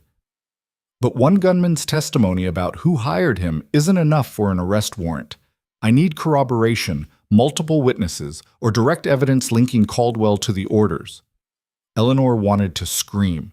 She'd expected bureaucratic obstacles, but the casual acceptance of Caldwell's immunity was infuriating. So he's just allowed to terrorize the valley because you can't build a perfect case? Garrett's expression softened slightly. I'm not saying I don't believe you, Mrs. Hartley. I'm saying the law requires evidence, and right now, what you've got is a lot of suspicion and not enough proof. But he held up a hand as Eleanor started to protest. If you can document a pattern of systematic harassment across multiple properties, if you can show coordination that points back to one source, then we're talking about something I can act on. That's what we're doing, Eleanor said, gathering testimonies from every ranch Caldwell's targeted. Good. Bring me that documentation and I'll see what I can do. Garrett stood, signaling the interview was over. In the meantime, tell your husband to be careful. Men like Caldwell don't like being cornered. They tend to lash out. As if Eleanor needed that reminder. She left the marshal's office feeling frustrated but not defeated. They had a path forward, narrow and treacherous, but a path nonetheless. They just had to survive long enough to walk it. That night, unable to sleep in the unfamiliar boarding house bed, Eleanor sat by the window and wrote letters. One to Caleb, updating him on the bank meeting and the marshal's requirements. Another to Martha Henderson, asking her to help coordinate testimony gathering from the smaller ranches. And a third, more speculative letter to a newspaper editor she'd once met in Philadelphia, a man who specialized in exposés of Western corruption and who might be interested in a story about frontier tyranny. She was sealing the third envelope when she heard the knock at her door, soft but insistent. Eleanor's hand moved automatically to the pistol she'd placed on the nightstand, Caleb's lessons in frontier caution proving their worth. "Who is it?" "Jack, ma'am, we got a problem." Eleanor opened the door to find the foreman's face grim in the hallway lamplight. "What kind of problem?" "The kind with guns and Caldwell's brand on their horses," Jack said quietly. "3 men checked into the boarding house an hour ago. They're asking questions about you." Eleanor's blood went cold. How did they know we were here? "My guess. Caldwell's got people watching the trails, probably spotted us riding in." Jack's hand rested on his gun. "We need to leave. Now." But even as he spoke, Eleanor heard voices downstairs, raised and angry, Mrs. Patterson's protests being overridden by male authority. They were out of time. "The window," Eleanor said, already moving. She grabbed her satchel with the letters and documents, her practical traveling dress, the pistol. "Can we make the roof?" Jack looked out, assessing, then nodded. "It's a risk." "Everything's a risk," Eleanor replied, already climbing onto the sill. "But I'd rather risk a broken ankle than whatever Caldwell's men have planned." The night air was cold against her face as she balanced on the narrow windowsill, reaching for the roof edge above. Behind her, she heard footsteps on the stairs, voices calling her name with false courtesy. Her fingers found purchase on the shingles, and she pulled herself up with strength born of desperation and weeks of ranch work that had toughened her more than she'd realized. Jack followed, moving with surprising agility for a man his age. They scrambled across the roof as quietly as possible, hearing shouts from Eleanor's room as Caldwell's men discovered her absence. Below them, the street was dark but not empty. Miners and cowboys still moving between establishments, enough activity to potentially hide 2 people trying to disappear. "There," Jack whispered, pointing to an adjacent building with a lower roof line. "We can drop down, work our way to the livery, get the horses." Eleanor didn't let herself think about the distance between buildings, the drop that could break bones, the dozen ways this could go catastrophically wrong. She just jumped, trusting momentum and luck and whatever strength she'd built in this harsh new life. She hit the next roof hard, rolling to absorb the impact the way Caleb had taught her when he was showing her how to fall from a horse. Pain shot through her shoulder, but nothing felt broken. Jack landed beside her a moment later, and together they scrambled toward the edge. Behind them, shouts indicated their escape had been discovered. Ahead, the livery stable beckoned with promises of horses and flight. They ran through Silver City's dark alleys like fugitives, and Eleanor supposed that's exactly what they were. Fugitives from a justice that bent toward power and money rather than truth. But they made it to the livery, made it to their horses, and rode out of Silver City under cover of darkness, with Caldwell's men somewhere behind them searching for prey that had slipped away. Only when they'd put miles between themselves and the city did Eleanor let herself acknowledge how badly things had just gone wrong. They'd hoped for credit and found refusal. They'd hoped for legal support and found bureaucratic hesitation. And now Caldwell knew they were actively working against him, which meant he'd escalate again. "We should have expected this," Jack said as they slowed the horses to a sustainable pace. "Caldwell's got eyes everywhere. Probably knew we were coming before we arrived." "Then we got complacent," Eleanor replied, her mind already racing ahead. "We underestimated how far his reach extends. We won't make that mistake again." But even as she spoke with false confidence, Eleanor felt the weight of their situation settling more heavily. They were outgunned, outmanned, and running out of options. And somewhere behind them, men with guns were hunting them through the darkness, intent on delivering whatever message Caldwell had paid them to deliver. The valley might be worth fighting for. The question was whether they'd survive long enough to win that fight. They rode through the night like ghosts fleeing dawn, pushing the horses harder than was wise, but knowing that caution was a luxury they couldn't afford. Eleanor's shoulder throbbed where she'd hit the roof, and exhaustion pulled at her bones, but fear proved an effective stimulant. Behind them, somewhere in the darkness, Caldwell's men were hunting. Jack led them off the main trail around midnight, guiding the horses up a rocky slope where their tracks would be harder to follow. They climbed until the valley spread below them like a map drawn in shadow and starlight, Silver City's scattered lights barely visible in the distance. "We'll rest here until first light," Jack said, dismounting with a groan that spoke of his own aches. "Can't risk the horses breaking a leg in the dark, and we need to see if they're still following." Eleanor slid from her saddle, her legs nearly buckling when they hit solid ground. Every muscle screamed protest, her hands raw from gripping the reins for hours. But they were alive, and they were free, and that would have to be enough. They didn't risk a fire. Jack produced jerky and hard biscuits from his saddlebag, and they ate in silence, watching the darkness below for signs of pursuit. The night was cold at this elevation, and Eleanor wrapped herself in her blanket, shivering despite the layers. "You did good back there," Jack said quietly. "Quick thinking with the roof." "I was terrified," Eleanor admitted. "Good terrified keeps you alive. Stupid brave gets you killed." He chewed contemplatively. "Boss is going to have my hide for letting you get chased out of Silver City." "You didn't let anything happen. Caldwell's men would have found me whether you were there or not." Eleanor pulled the blanket tighter. "At least this way I wasn't alone." They took turns keeping watch through the remaining hours of darkness, Eleanor's shift passing in a haze of exhaustion and hypervigilance. Every sound became a potential threat, every shadow a possible enemy.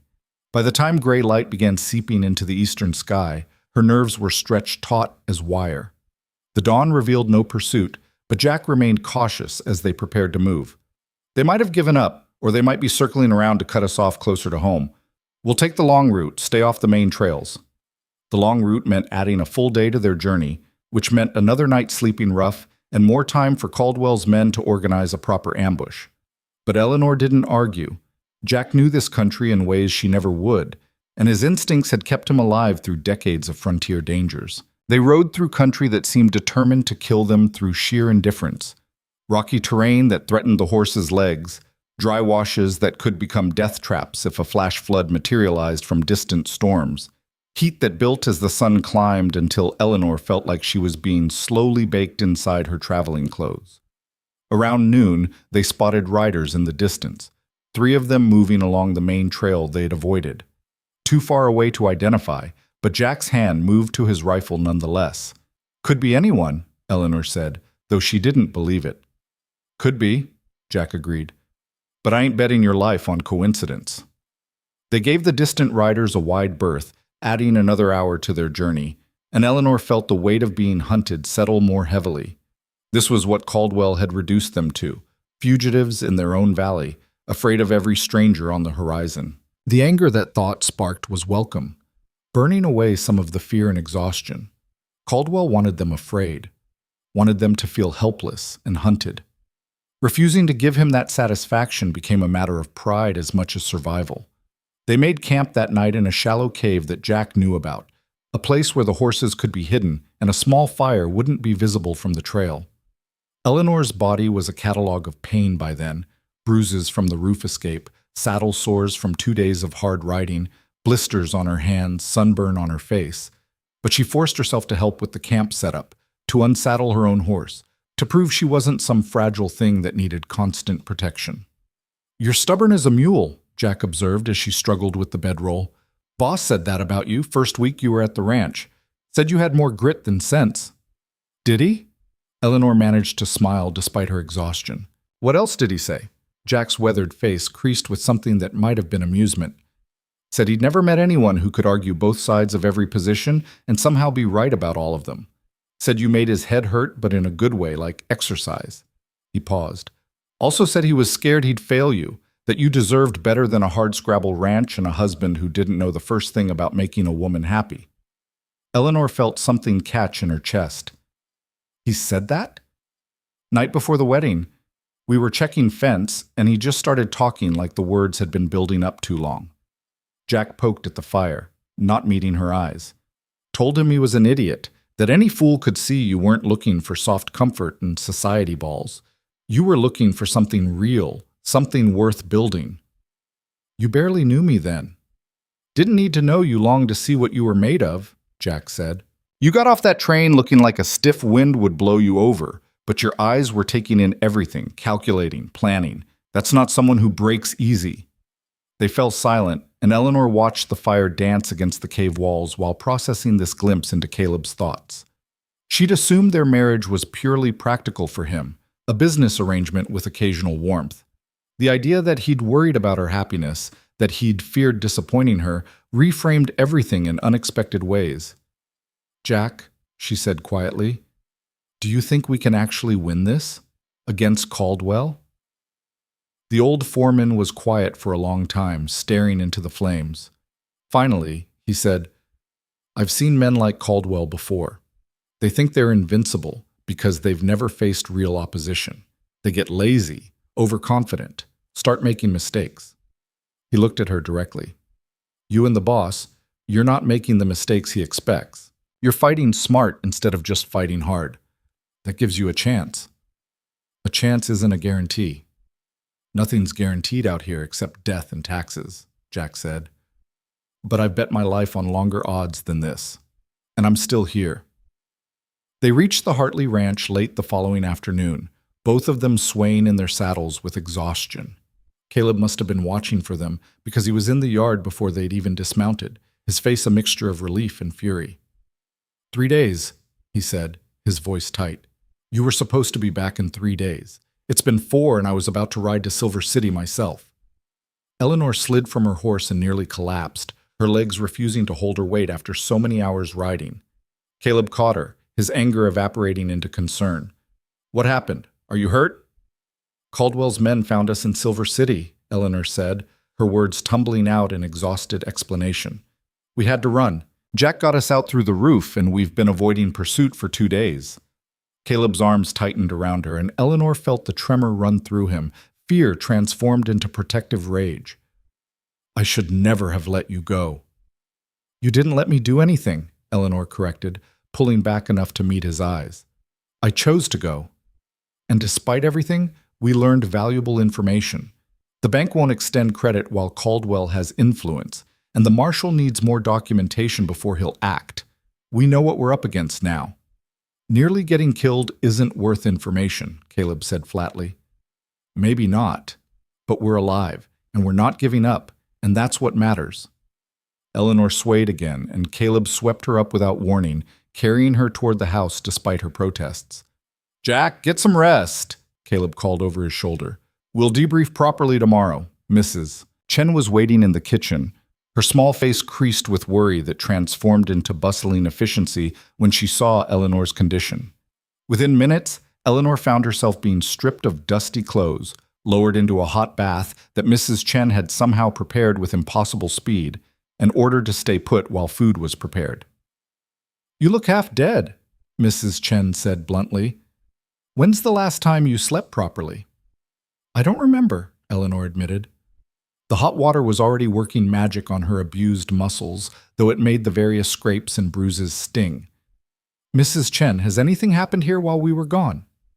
"2 more fence cuts, some cattle run off. Carlos tracked them to Caldwell's land but couldn't get them back without starting a fight."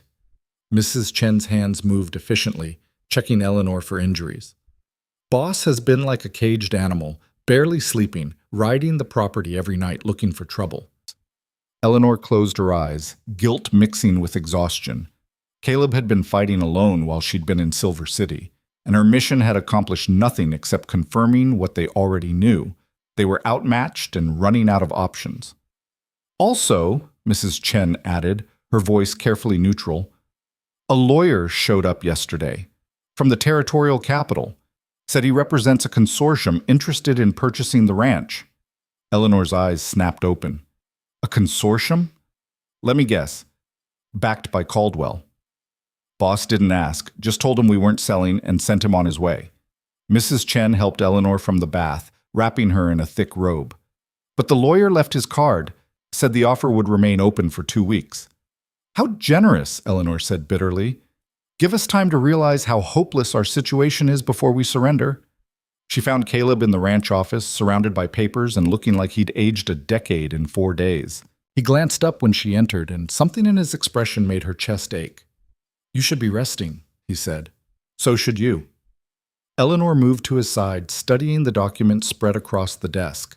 More ledgers, more calculations, all telling the same story. They were drowning, and the water was rising faster than they could bail. "I've been going over the numbers," Caleb said, his voice flat. "Even if we win the water rights case, even if Caldwell's criminal activities are exposed, we've lost too much. The herd's too depleted for breeding, we don't have capital for wells or equipment, and we're burning through cash reserves just staying operational." He looked at her directly. "We're going to lose the ranch, Eleanor. It's just a matter of when." Eleanor stared at the numbers, her mind instinctively searching for angles and solutions the way she'd been trained. But exhaustion made thinking difficult, and the mathematics were brutally clear. Without water, without cattle, without credit, they had maybe 6 weeks before complete financial collapse. "What about the consortium's offer?" she asked, though the words tasted like ash. "It's insultingly low. Barely enough to cover our debts." Caleb's jaw tightened. "But it would let us walk away with something. Start over somewhere else." "Is that what you want? To walk away?" Caleb was silent for a long moment, staring at the papers that represented everything he'd built over 12 years of backbreaking work. "I want you safe," he said finally. "I want you alive and whole and not running for your life through the dark. If walking away accomplishes that, then yes, that's what I want." Eleanor thought of Philadelphia, of the life she'd fled, of false civility and calculated cruelties dressed in fine clothes. She thought of the valley, harsh and beautiful and honest in its dangers. She thought of the partnership she and Caleb had built, forged in crisis and threat but real in ways her old life had never been. "No," she said firmly. Caleb looked at her in surprise. "No?" "No, we're not walking away. We're not giving Caldwell the satisfaction." Eleanor moved to stand beside him, her hand finding his on the desk. "Yes, the numbers look bad. Yes, we're outmatched, but we've been outmatched from the beginning, and we're still here, still fighting." "Eleanor, this isn't stubbornness you can power through." "I'm not talking about stubbornness," she interrupted. "I'm talking about changing the game entirely. Caldwell thinks he's won because he's controlling the battlefield, the water, the credit, the legal system. So we stop fighting on his battlefield and create our own." "What does that even mean?" Eleanor's mind was racing now, exhaustion burned away by the spark of an idea. "The territorial governor. You said he cares about development, about bringing civilization to the frontier." "Yes, and Caldwell's dam doesn't just affect us. It affects multiple downstream properties, potentially dozens of families who depend on that water." "We've already discussed this. Building that case takes time we don't have." "What if we don't build it quietly?" Eleanor said, her voice gaining strength. "What if we make it public, loud?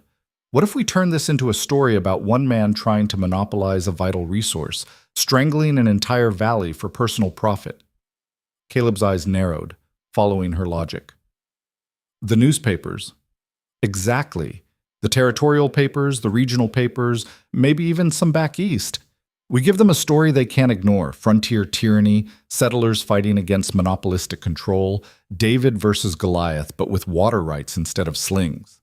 She squeezed his hand. "Caldwell's power depends on operating in shadows, on nobody caring enough to look closely at what he's doing. We drag him into the light." "That could backfire spectacularly," Caleb warned. "Could make him more dangerous. Or it could force the territorial government's hand. If this becomes a public embarrassment, if settlers across the territory start questioning their own water security, the governor has to act." Eleanor felt certainty building. "Caldwell's been able to operate freely because he's just another local problem. We make him a territorial crisis."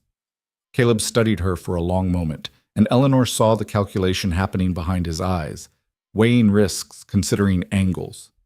Finally, slowly, he nodded. "It's insane," he said. "Completely," Eleanor agreed. "Could get us both killed." "Very possibly. But it's the first plan that doesn't end with us surrendering or dead." Caleb stood, pulling her close despite her bruises and exhaustion. "You're either the smartest person I've ever met or the craziest." "Can it be both?" Eleanor asked, and felt him laugh against her hair, a sound that felt like hope in the darkness. The next week passed in a blur of activity that made Eleanor's Silver City trip look relaxing by comparison.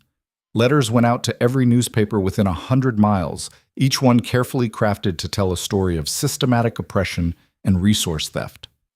Eleanor drew on every lesson her father had inadvertently taught her about manipulating public opinion, about finding the narrative angle that would outrage readers and force action.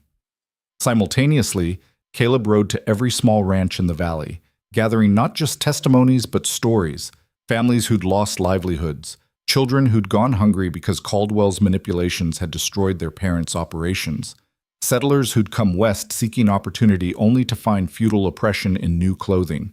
Martha Henderson proved invaluable, organizing the smaller ranchers with efficiency that suggested she'd been waiting for someone to give her a battle worth fighting. The Ortiz family contributed damning evidence about their son's beating and the threats that had preceded it. The Johnsons documented their poisoned cattle. Piece by piece, a comprehensive picture emerged of Caldwell's systematic campaign of terror. "This is good," Eleanor said one evening, reviewing the compiled testimonies. "This is really good. Nobody can look at this and claim it's just business competition." "Question is whether anyone will look," Caleb said. He was cleaning his rifle, a task he'd taken to doing every evening since Eleanor's return from Silver City. "We can document crimes all day, but if nobody cares—" He was interrupted by the sound of approaching horses, multiple horses, moving fast.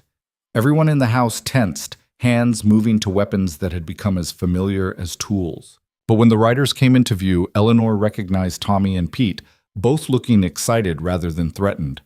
"Boss, Mrs. Hartley," Tommy called, dismounting before his horse had fully stopped. "The Silver City Register published your story, front page, and they're calling for a territorial investigation." Eleanor felt her heart leap. "Let me see." The newspaper Tommy produced was 2 days old, but the headline might as well have been written in fire. "Water monopolization threatens valley settlers. Territorial officials silent while families suffer."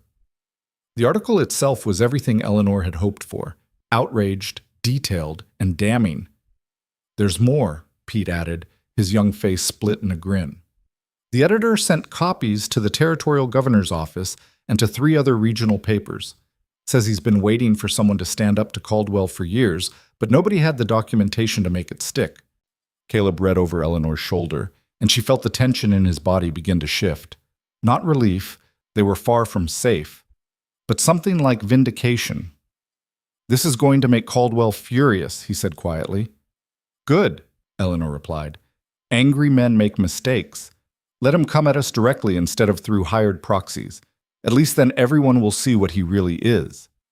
She spoke with more confidence than she felt, but the newspaper article had shifted something fundamental. They were no longer fighting alone in the dark. Now they had witnesses, documentation, and public attention. It wasn't victory, but it was momentum. The response came faster than Eleanor expected.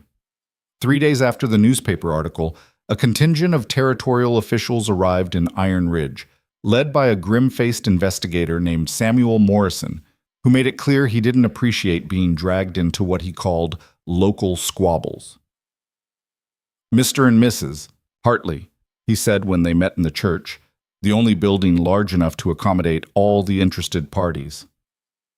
"I've read the allegations in the register. Serious charges, if true." "They are true," Eleanor said firmly, "and we have documentation to prove it." "Then let's see this documentation." What followed was the most intense 6 hours of Eleanor's life, presenting evidence and testimony to Morrison and his assistants, while Caldwell sat in the back of the church with his expensive lawyers, radiating cold fury. The wounded gunman's testimony was presented, along with statements from the ranch hands who'd witnessed the attack. The pattern of fence cuts, poisoned cattle, and rustling was laid out with dates and locations. The water dam was documented with surveyor's measurements and historical usage records that Martha Henderson had somehow unearthed from old territorial filings. Caldwell's lawyers objected to everything, questioning the credibility of witnesses, suggesting coincidence and poor ranch management rather than criminal conspiracy. They painted Caldwell as a successful businessman being attacked by jealous failures who couldn't compete in the free market. But Morrison was thorough, asking pointed questions that suggested he wasn't entirely buying Caldwell's version of events. When the presentation finally concluded, he gathered his papers with deliberate care. I'll need to review everything in detail and consult with the territorial attorney general, he said. But I will say this, if even half of what's been presented here today is accurate, there are significant legal issues that need addressing. He looked directly at Caldwell. I strongly suggest all parties refrain from any further incidents while this investigation proceeds. It wasn't a victory, but it wasn't defeat either. Eleanor caught Martha Henderson's eye across the church and saw the same cautious hope reflected there. They'd made Caldwell's actions visible, dragged them into official scrutiny. Now they just had to survive long enough for justice to actually materialize. That night, as Eleanor and Caleb rode back to the ranch, they were both quiet, processing the day's events. The sun was setting, painting the valley in shades of gold that seemed almost cruel in their beauty.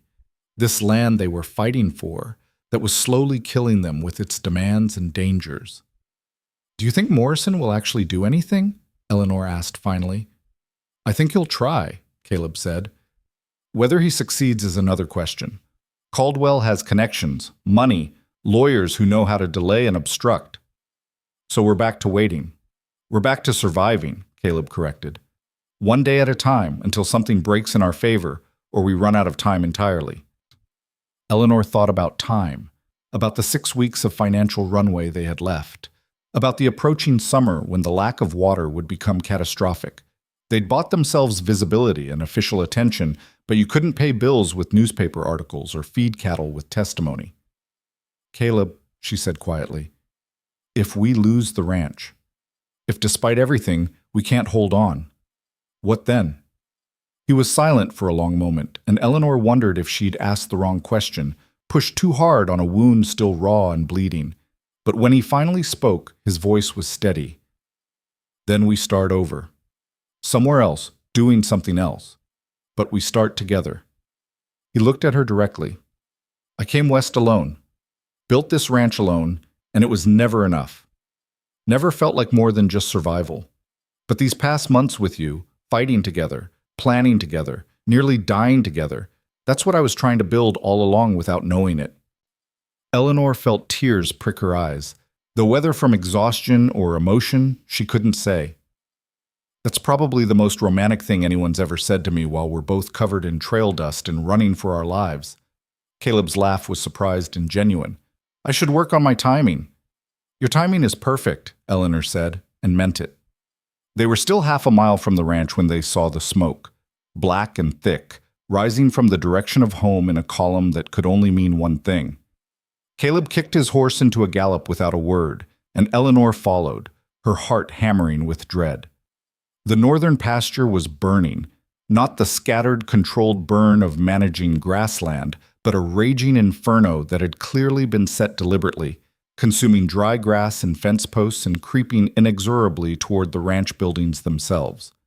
The hands were already fighting it, beating at flames with wet blankets and digging fire breaks with desperate speed. "Where's Jack?" Caleb shouted as they rode in. "He rode out to check the south fence when we saw the smoke," Carlos called back, his face blackened with soot. "Haven't seen him since." Eleanor felt ice flood her veins. The south fence, the opposite direction from the fire. If Caldwell's men had set this blaze as a distraction— "Caleb," she said urgently, but he'd already had the same thought. "Tommy, Pete, with me. Carlos, you stay here and coordinate the fire line. Mrs. Hartley is coming with you," Eleanor interrupted, already turning her exhausted horse. "Don't waste time arguing." They rode hard toward the southern boundary, following the fence line while scanning for any sign of Jack or trouble. Eleanor's pistol was in her hand, though she barely remembered drawing it, her mind screaming warnings that they were riding into a trap. They found Jack a mile from the ranch house, his horse standing guard over where he lay crumpled beside the fence. Even from a distance, Eleanor could see the blood. Caleb was off his horse before it stopped moving, dropping to his knees beside the fallen foreman. Jack, can you hear me?" Eleanor dismounted more carefully, her hands shaking as she assessed the damage. Gunshot wound to the shoulder, bleeding badly but not immediately fatal if they could stop it. A gash on his head where he'd hit the ground hard when he fell. His breathing was shallow but steady. "Ambush," Jack managed through gritted teeth. 3 men, Caldwell's crew. They wanted— Wanted me to give you a message. What message? Caleb asked, his hands already working to staunch the bleeding. Jack's pain-filled eyes found Eleanor. Said this is just the beginning. Said the newspaper story was a mistake. Said to enjoy the fire, because next time it'll be the ranch house, with you inside. The words hung in the air like poison. Eleanor felt rage building, hot and clarifying, burning away the last remnants of the civilized woman who'd arrived from Philadelphia months ago. This was beyond business competition, beyond even criminal harassment. This was war, explicit and personal. We need to get him back to the ranch, she said, her voice deadly calm. Mrs. Chen can stabilize him until we can get a doctor from town. The fire, Tommy started. The hands can handle the fire, Eleanor interrupted. Jack is bleeding out. He's priority. They fashioned a travois from blanket and fence posts, moving as quickly as they dared while trying not to jar Jack's injuries. The ride back felt endless, every minute risking more blood loss, every jolt drawing gasps of pain from the tough old foreman who'd survived decades of frontier dangers only to be shot by hired thugs. Mrs. Chen was waiting when they arrived, having seen them coming. Her face went hard when she saw Jack's condition, but her hands were steady as she took over his care, ordering water and clean cloth and working with efficiency that spoke of too much experience with frontier injuries. He'll live, she said finally, once she'd cleaned and bandaged the worst of it. Bullet went through clean, no bone damage. The head wound is worse. He hit hard, but he's tough as old leather. He'll make it. Eleanor sagged with relief, only then realizing how much tension she'd been carrying. Jack had become more than just the ranch foreman. He was Caleb's oldest friend, a bridge to the ranch's history, and one of the few people who'd treated her as an equal from the beginning. The fire? Caleb asked. Carlos appeared in the doorway looking exhausted but grimly satisfied. Contained. Lost about 40 acres of grazing land and a mile of fence, but we saved the buildings. It was close, though. Another hour and we would have lost everything. This was coordinated, Eleanor said, the pattern clear. The fire to draw our attention and resources north, the ambush waiting south for anyone who investigated. Classic misdirection. Classic Caldwell, Caleb agreed, his voice tight with barely controlled fury. He's done pretending. This is open warfare now. Then maybe it's time we stopped playing defense, Eleanor said. The idea that had been forming crystallized suddenly into terrible clarity. Caldwell thinks he can intimidate us into submission. He thinks fear will make us fold. But what if we hit back? Hit back how? Caleb asked carefully. Eleanor looked around the room, at Carlos with his soot-stained face, at Mrs. Chen tending Jack's wounds, at Tommy and Pete, who'd risked themselves without hesitation. These weren't just employees anymore. They were soldiers in a war they'd never asked to fight. The dam, she said, the source of Caldwell's leverage. What if it wasn't there anymore? The silence that followed was electric with possibility and danger. Caleb's eyes widened, and Eleanor saw him working through implications. That's destruction of property, he said slowly. That's a crime. So is arson and attempted murder, Eleanor countered. Caldwell's been breaking laws for months while hiding behind plausible deniability. Maybe it's time we stopped caring about legal niceties and focused on survival. This could backfire catastrophically, Caleb warned. Could undermine everything we've built with the territorial investigation. Or it could force the situation to a head, Eleanor argued. Make Caldwell react publicly, where everyone can see. He's been careful to keep his violence deniable, but if we destroy his dam, he'll retaliate openly, and Morrison's investigators are still in the valley, watching everything. Carlos stepped forward, his young face fierce. I'm in. Whatever you need. Me too, Tommy said immediately, with Pete nodding agreement. Mrs. Chen looked up from Jack's bedside, her expression unreadable. You're talking about starting a war. No, Eleanor corrected. We're talking about finishing one. Caldwell started this. We're just refusing to lose quietly. Caleb stood, moving to the window to stare out at the smoke-darkened sky. Eleanor watched his shoulders, the tension in his spine, and knew the battle happening inside him, between the law-abiding man who'd built everything through legitimate means and the survivor who understood that sometimes rules were luxuries. Finally, he turned back and Eleanor saw the decision in his eyes. "We do this carefully," he said. "We do it smart, and we make damn sure nobody gets killed, including us." He looked around the room. "Everyone who's in, this is your last chance to back out. No judgment, no consequences. But once we commit to this, there's no going back." Nobody moved. Nobody spoke. And in their silence, Eleanor heard agreement. They were going to war. Planning the dam's destruction took 3 days of careful reconnaissance and debate that sometimes grew heated enough that Eleanor worried they'd tear themselves apart before Caldwell got the chance. Caleb insisted on minimizing risk to human life, which meant they needed to know exactly when Caldwell's men patrolled the area and how long they'd have to work undisturbed. Carlos and Tommy took turns watching the dam site from concealed positions, documenting the guards' patterns with the same methodical attention they'd once used for tracking cattle. 2 men, rotating every 4 hours, Carlos reported on the second evening, spreading a hand-drawn map across the kitchen table. "They're not particularly alert, mostly just sitting by a fire, drinking coffee.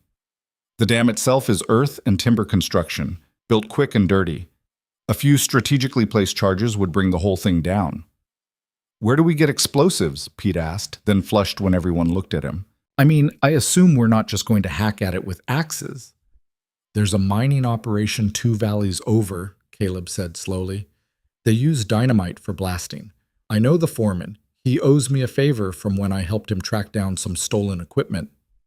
"Stolen by Caldwell's men, no doubt," Eleanor murmured. "Never proven, but yeah." Caleb traced the dam's outline on Carlos's map. "The problem isn't getting the explosives. It's placing them without getting caught and timing the blast so nobody's downstream when it goes." Eleanor studied the map, her mind working through logistics with the same precision she'd once applied to her father's business accounts. "The guards change at midnight and 4 in the morning. If we move at 2, we're midway between shifts when they're most likely to be tired and inattentive. Still 2 armed men against however many of us go," Tommy pointed out. "We don't have to fight them," Eleanor said. "We just have to distract them long enough to plant the charges and get clear." "How?" Caleb asked, though his tone suggested he already suspected her answer. "Someone needs to draw them away from the dam. Create a disturbance that demands investigation but isn't obviously connected to our real objective." Eleanor met his eyes steadily. "I'll do it. I'll ride in from the east, make enough noise that they have to check it out, lead them on a chase long enough for you to finish the job." "Absolutely not," Caleb said immediately. "Why not? I'm the best rider here except for you, and you need to be with the explosives. Because if something goes wrong, if they catch you, you're exactly the kind of hostage Caldwell would love to have," Caleb interrupted. "This isn't up for debate, Eleanor." "Actually, it is," Eleanor said, her voice sharp. "We agreed to be partners. That means I get a say in the plan, including the dangerous parts." Being partners doesn't mean I'm going to watch you risk your life as bait. You've been risking your life every day for months. Why is it acceptable for you but not for me?" "Because I've been doing this for 12 years and you've been here for 3 months. And in those 3 months I've learned to shoot, to ride, to survive an ambush and escape pursuit through hostile territory," Eleanor shot back. "When exactly will I have proven myself enough to be treated as an equal instead of something fragile that needs protecting?" The kitchen fell silent except for the ticking of the clock on the wall. Mrs. Chen, watching from near the stove where Jack was resting, made a small sound that might have been approval. Caleb's jaw worked, emotions flickering across his face too quickly for Eleanor to catalog. Finally he said, "It's not about you proving anything. It's about me not being able to—" He stopped, seemed to gather himself.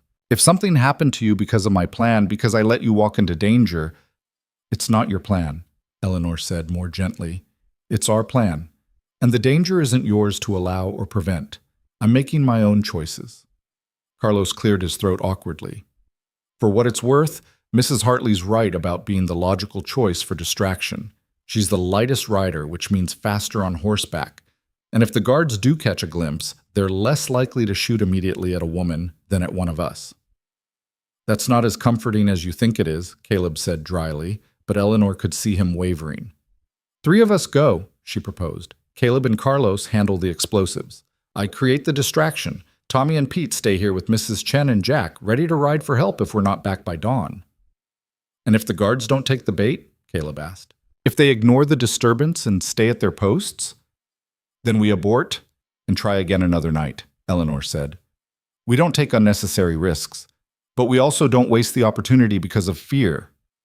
The debate continued for another hour, picking apart every aspect of the plan and searching for weaknesses. But gradually, reluctantly, Caleb accepted that Eleanor's logic was sound and her determination immovable. They would move in 2 nights, giving them 1 more day to finalize details and acquire the necessary explosives. That afternoon, Caleb rode out to the mining camp while Eleanor worked with Carlos on refining the distraction plan. They settled on a simple approach.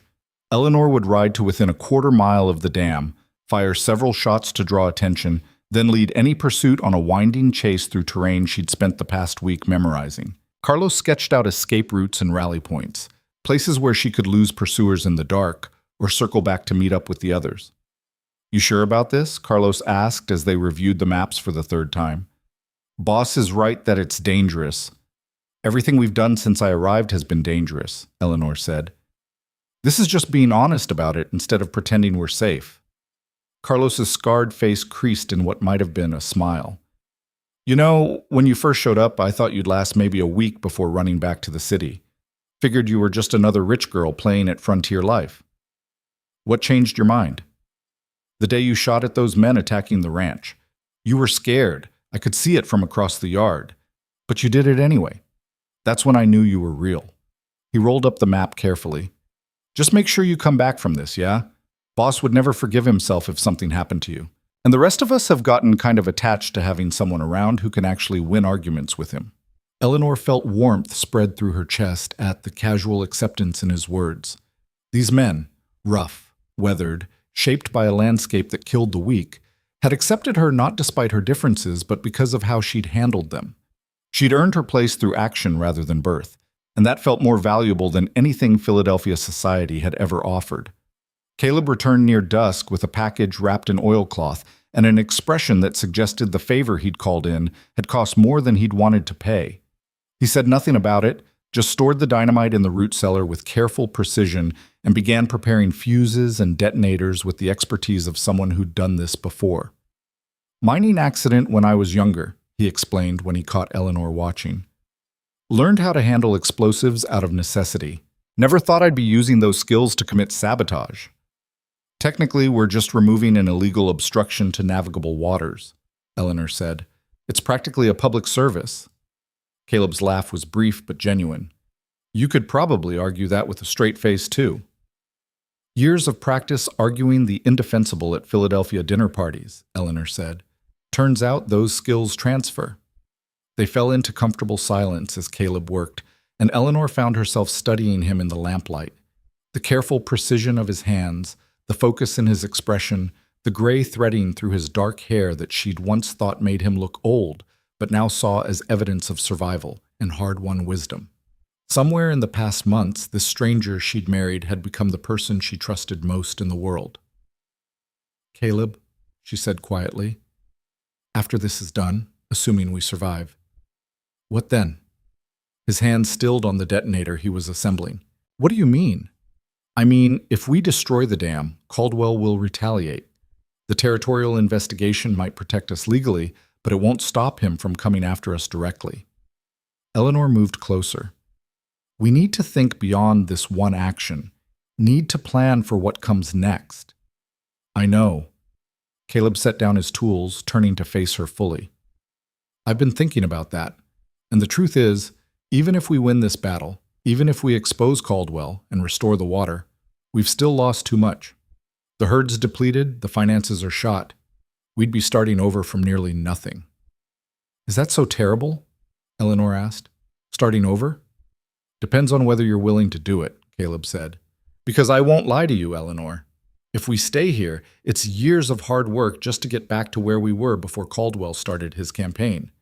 Years of struggling, of scraping by, of fighting for every inch. That's not the life I promised you when we married. You didn't promise me any life, Eleanor reminded him. We agreed to a partnership, to building something together. The specific shape of that something was never defined. And if the shape ends up being smaller than what we hoped, if instead of a grand ranch we end up with just enough land to support ourselves and maybe a few head of cattle? Eleanor thought about that, about the Philadelphia mansions and society balls she'd left behind, about the future her father had planned for her as some businessman's decorative wife.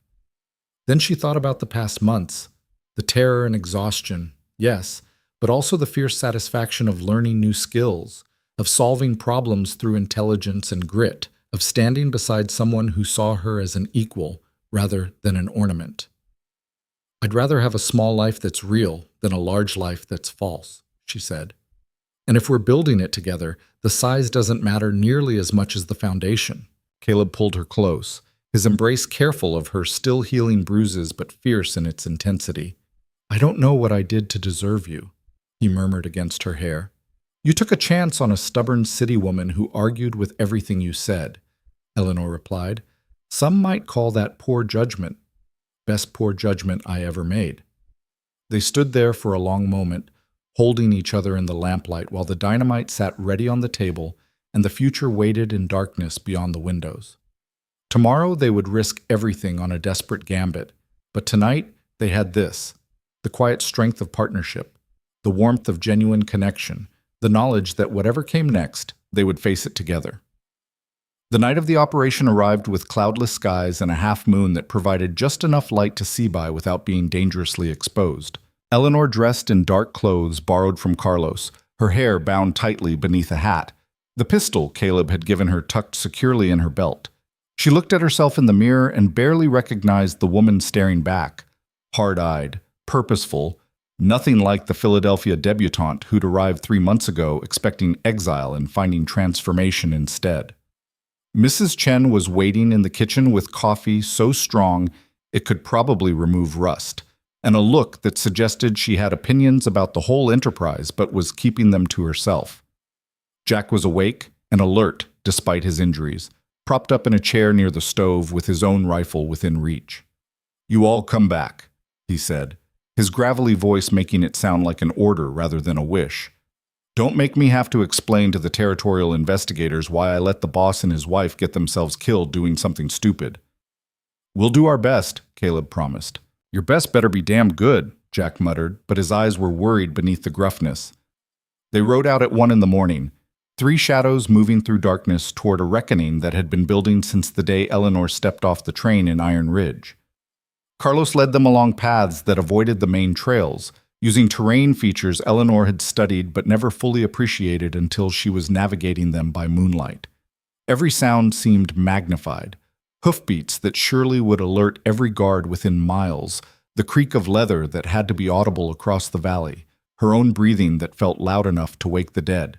But they reached the designated separation point without incident, a rocky outcropping about a mile from the dam where Eleanor would split off to circle around while Caleb and Carlos approached from the west. Caleb checked her saddle and gear one final time, his hands thorough, but his face tight with worry he was trying to hide. "You remember the signals?" he asked. 3 shots means abort and scatter. 2 shots means you're in position and ready. 1 shot from me starts the distraction." Eleanor recited it like a catechism. "And if something goes wrong—" "Nothing's going wrong," Caleb interrupted.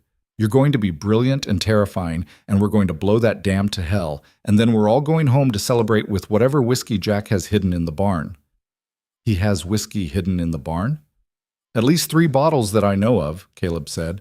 "Possibly more. Jack's always prepared for occasions worth celebrating." Eleanor felt a laugh bubble up despite the fear and tension. "Then we'd better make sure we give him a reason to break them out." Caleb pulled her close for a kiss that tasted of desperation and promise, brief but fierce. Then he stepped back, his face settling into the hard mask of a man going into battle.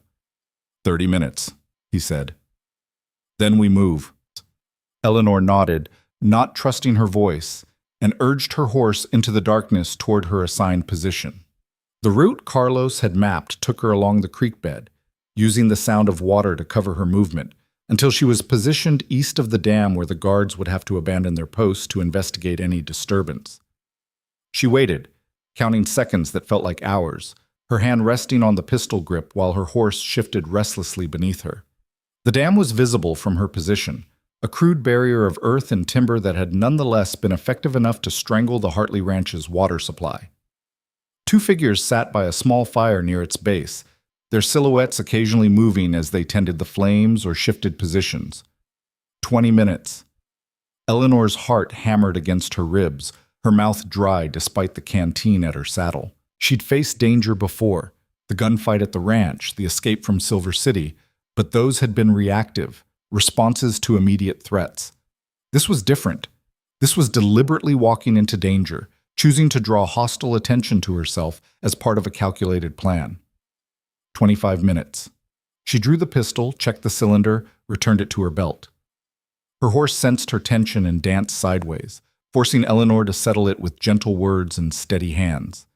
Everything depended on timing, on precision, on everyone executing their parts of the plan without error. 30 minutes. Eleanor took a deep breath, offered a silent hope to whatever forces governed frontier justice, and fired a single shot into the air. The reaction was immediate. The guards at the dam jumped to their feet, grabbing rifles and peering into the darkness toward the sound. Eleanor fired again, then spurred her horse forward, making enough noise that her position would be obvious to anyone listening. "Hey, over here!" she shouted, her voice pitched high and frantic, playing the role of a lost traveler or someone in distress. "Help! Someone help me!" It worked. She saw the guards conferring briefly, then both of them began moving toward her position, leaving the dam unguarded exactly as planned. Eleanor turned her horse and began riding along the route she'd memorized, fast enough to stay ahead, but not so fast that she'd lose them entirely. Behind her, she heard shouting as the guards spotted her fleeing. Gunshots rang out, bullets whining past, but nothing close enough to be truly dangerous. They were firing to stop her, not to kill, at least not yet. That would change if they got close enough to realize she was leading them on a deliberate chase. Eleanor guided her horse through the terrain with focus born of desperate practice, using every trick Caleb had taught her about night riding. The guards followed, their pursuit hampered by unfamiliarity with the ground and the darkness that made every shadow a potential obstacle. She led them in a wide arc, away from the dam and away from where Caleb and Carlos would be working, buying time with every minute she stayed ahead. A shot cracked closer than the others, close enough that Eleanor felt the air displacement. Her horse spooked, stumbling on loose rock, and for one terrifying moment she thought they'd both go down. But she managed to keep her seat, regain control, urge the horse back into a gallop even as her heart tried to climb out through her throat. The guards were getting closer, their shouts more distinct. Eleanor risked a glance back and saw they'd split up, trying to flank her, cut off her escape routes. Time to change tactics. She urged her horse toward a narrow ravine Carlos had showed her, a place where a single rider could move but two would have to go single file, eliminating their numerical advantage. The ravine was treacherous in the dark, rocks and roots that could snap a horse's leg if you weren't careful.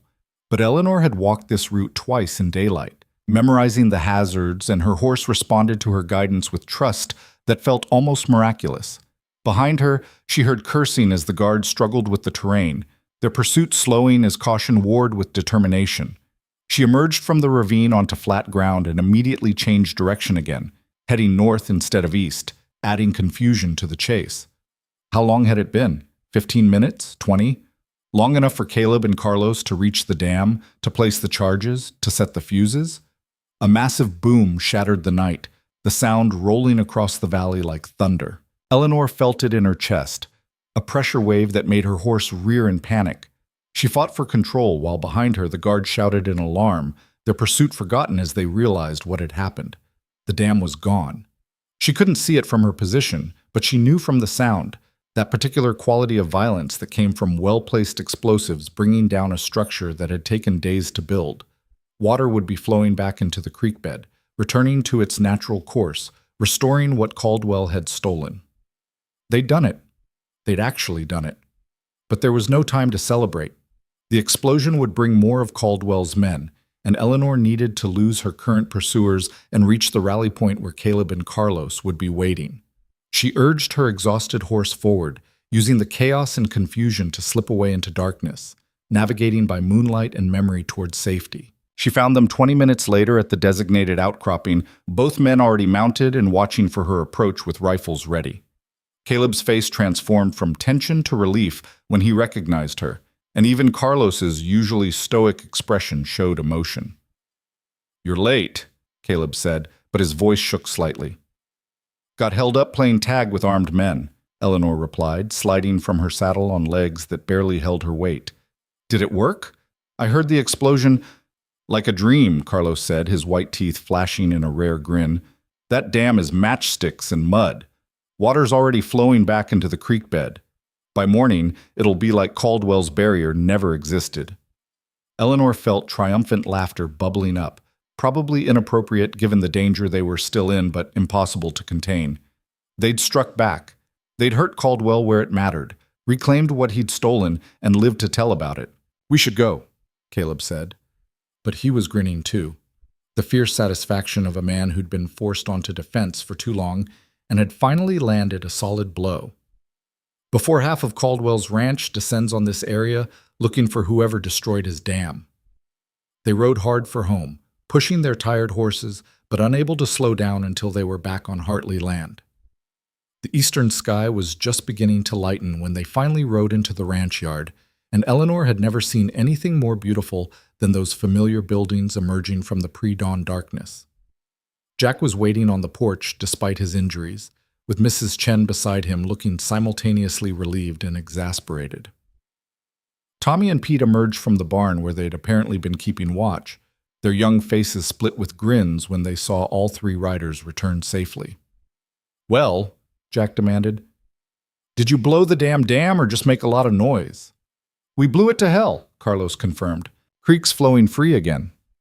Jack's weathered face creased in something that might have been the biggest smile Eleanor had ever seen from him. "Mrs. Chen, break out the good whiskey. This calls for a celebration." "It calls for sleep," Mrs. Chen corrected, but she was smiling too.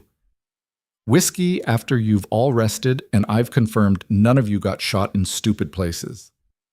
They gathered in the kitchen anyway, too wired from adrenaline and success to sleep despite the exhaustion pulling at their bones. Mrs. Chen produced coffee and food, while Jack retrieved his hidden whiskey, which turned out to be surprisingly good quality for something stored in a barn, and they recounted the night's events with the enthusiasm of people who'd survived something dangerous and wanted to mark the moment. "The look on those guards' faces when they heard the explosion," Carlos was saying, "probably the same as Caldwell's face is going to be when he sees what happened."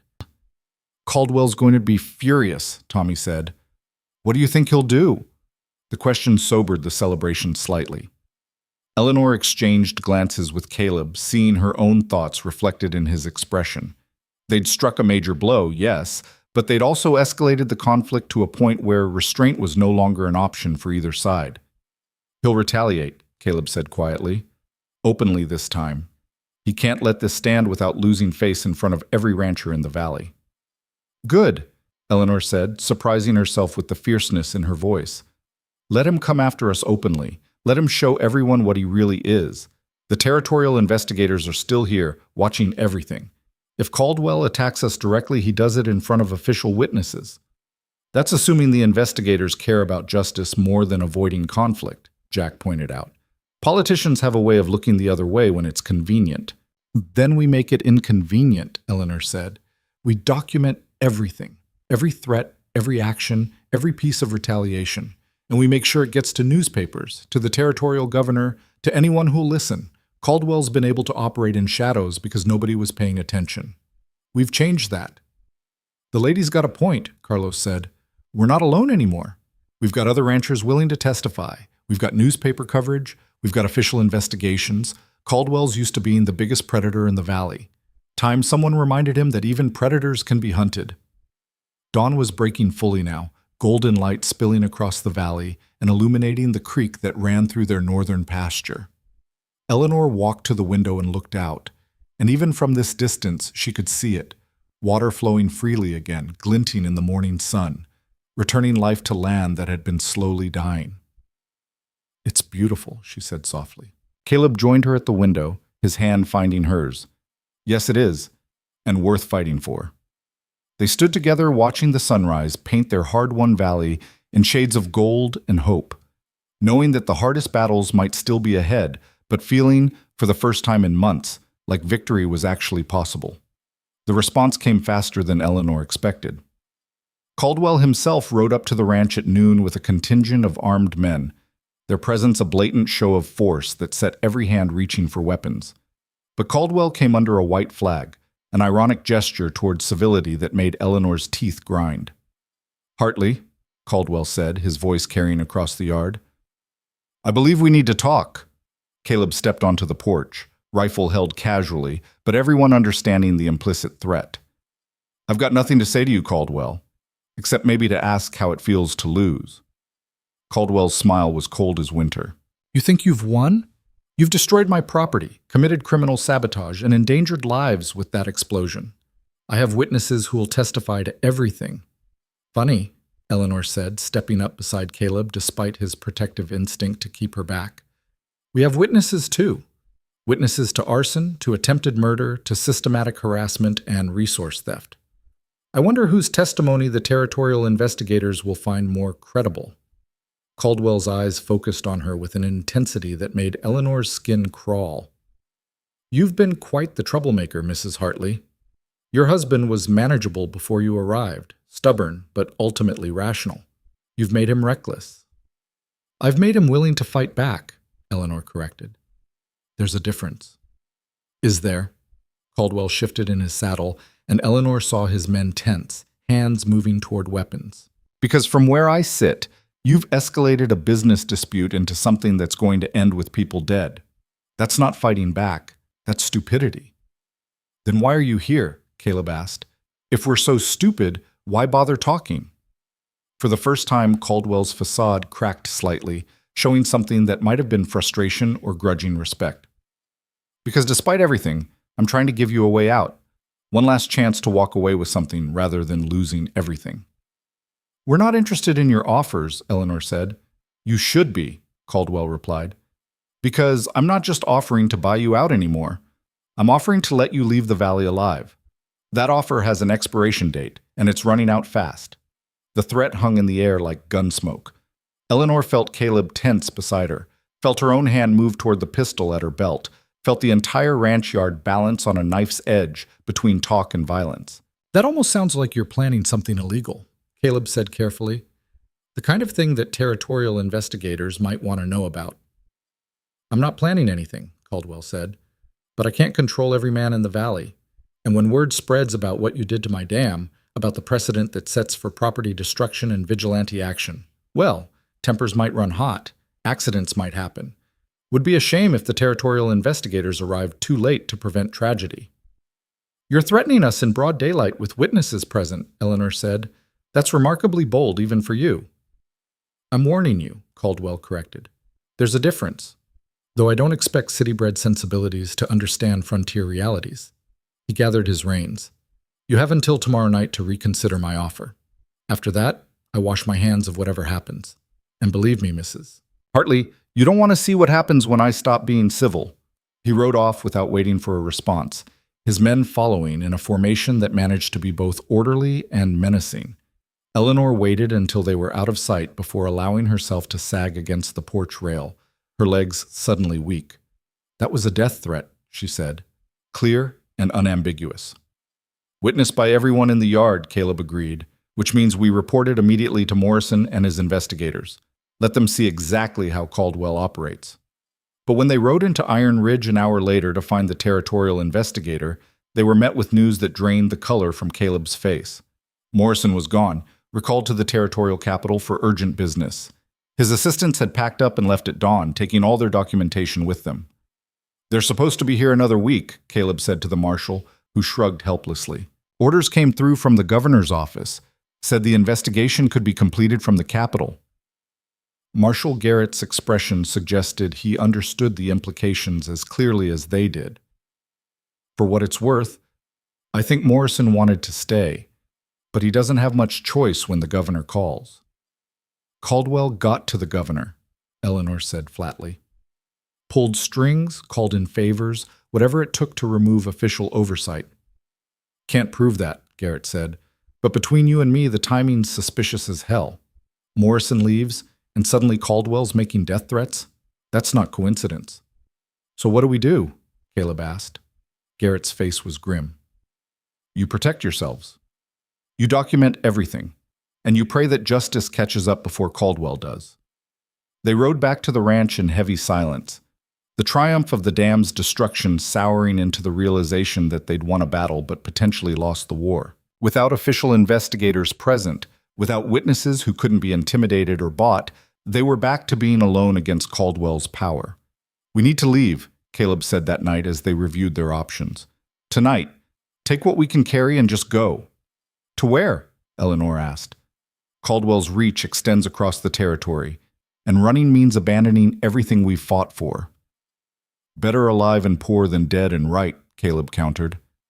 "Is it?" Eleanor moved to the window, looking out at the ranch, their ranch, bought with sweat and blood and stubborn refusal to surrender. "We leave now. Caldwell wins.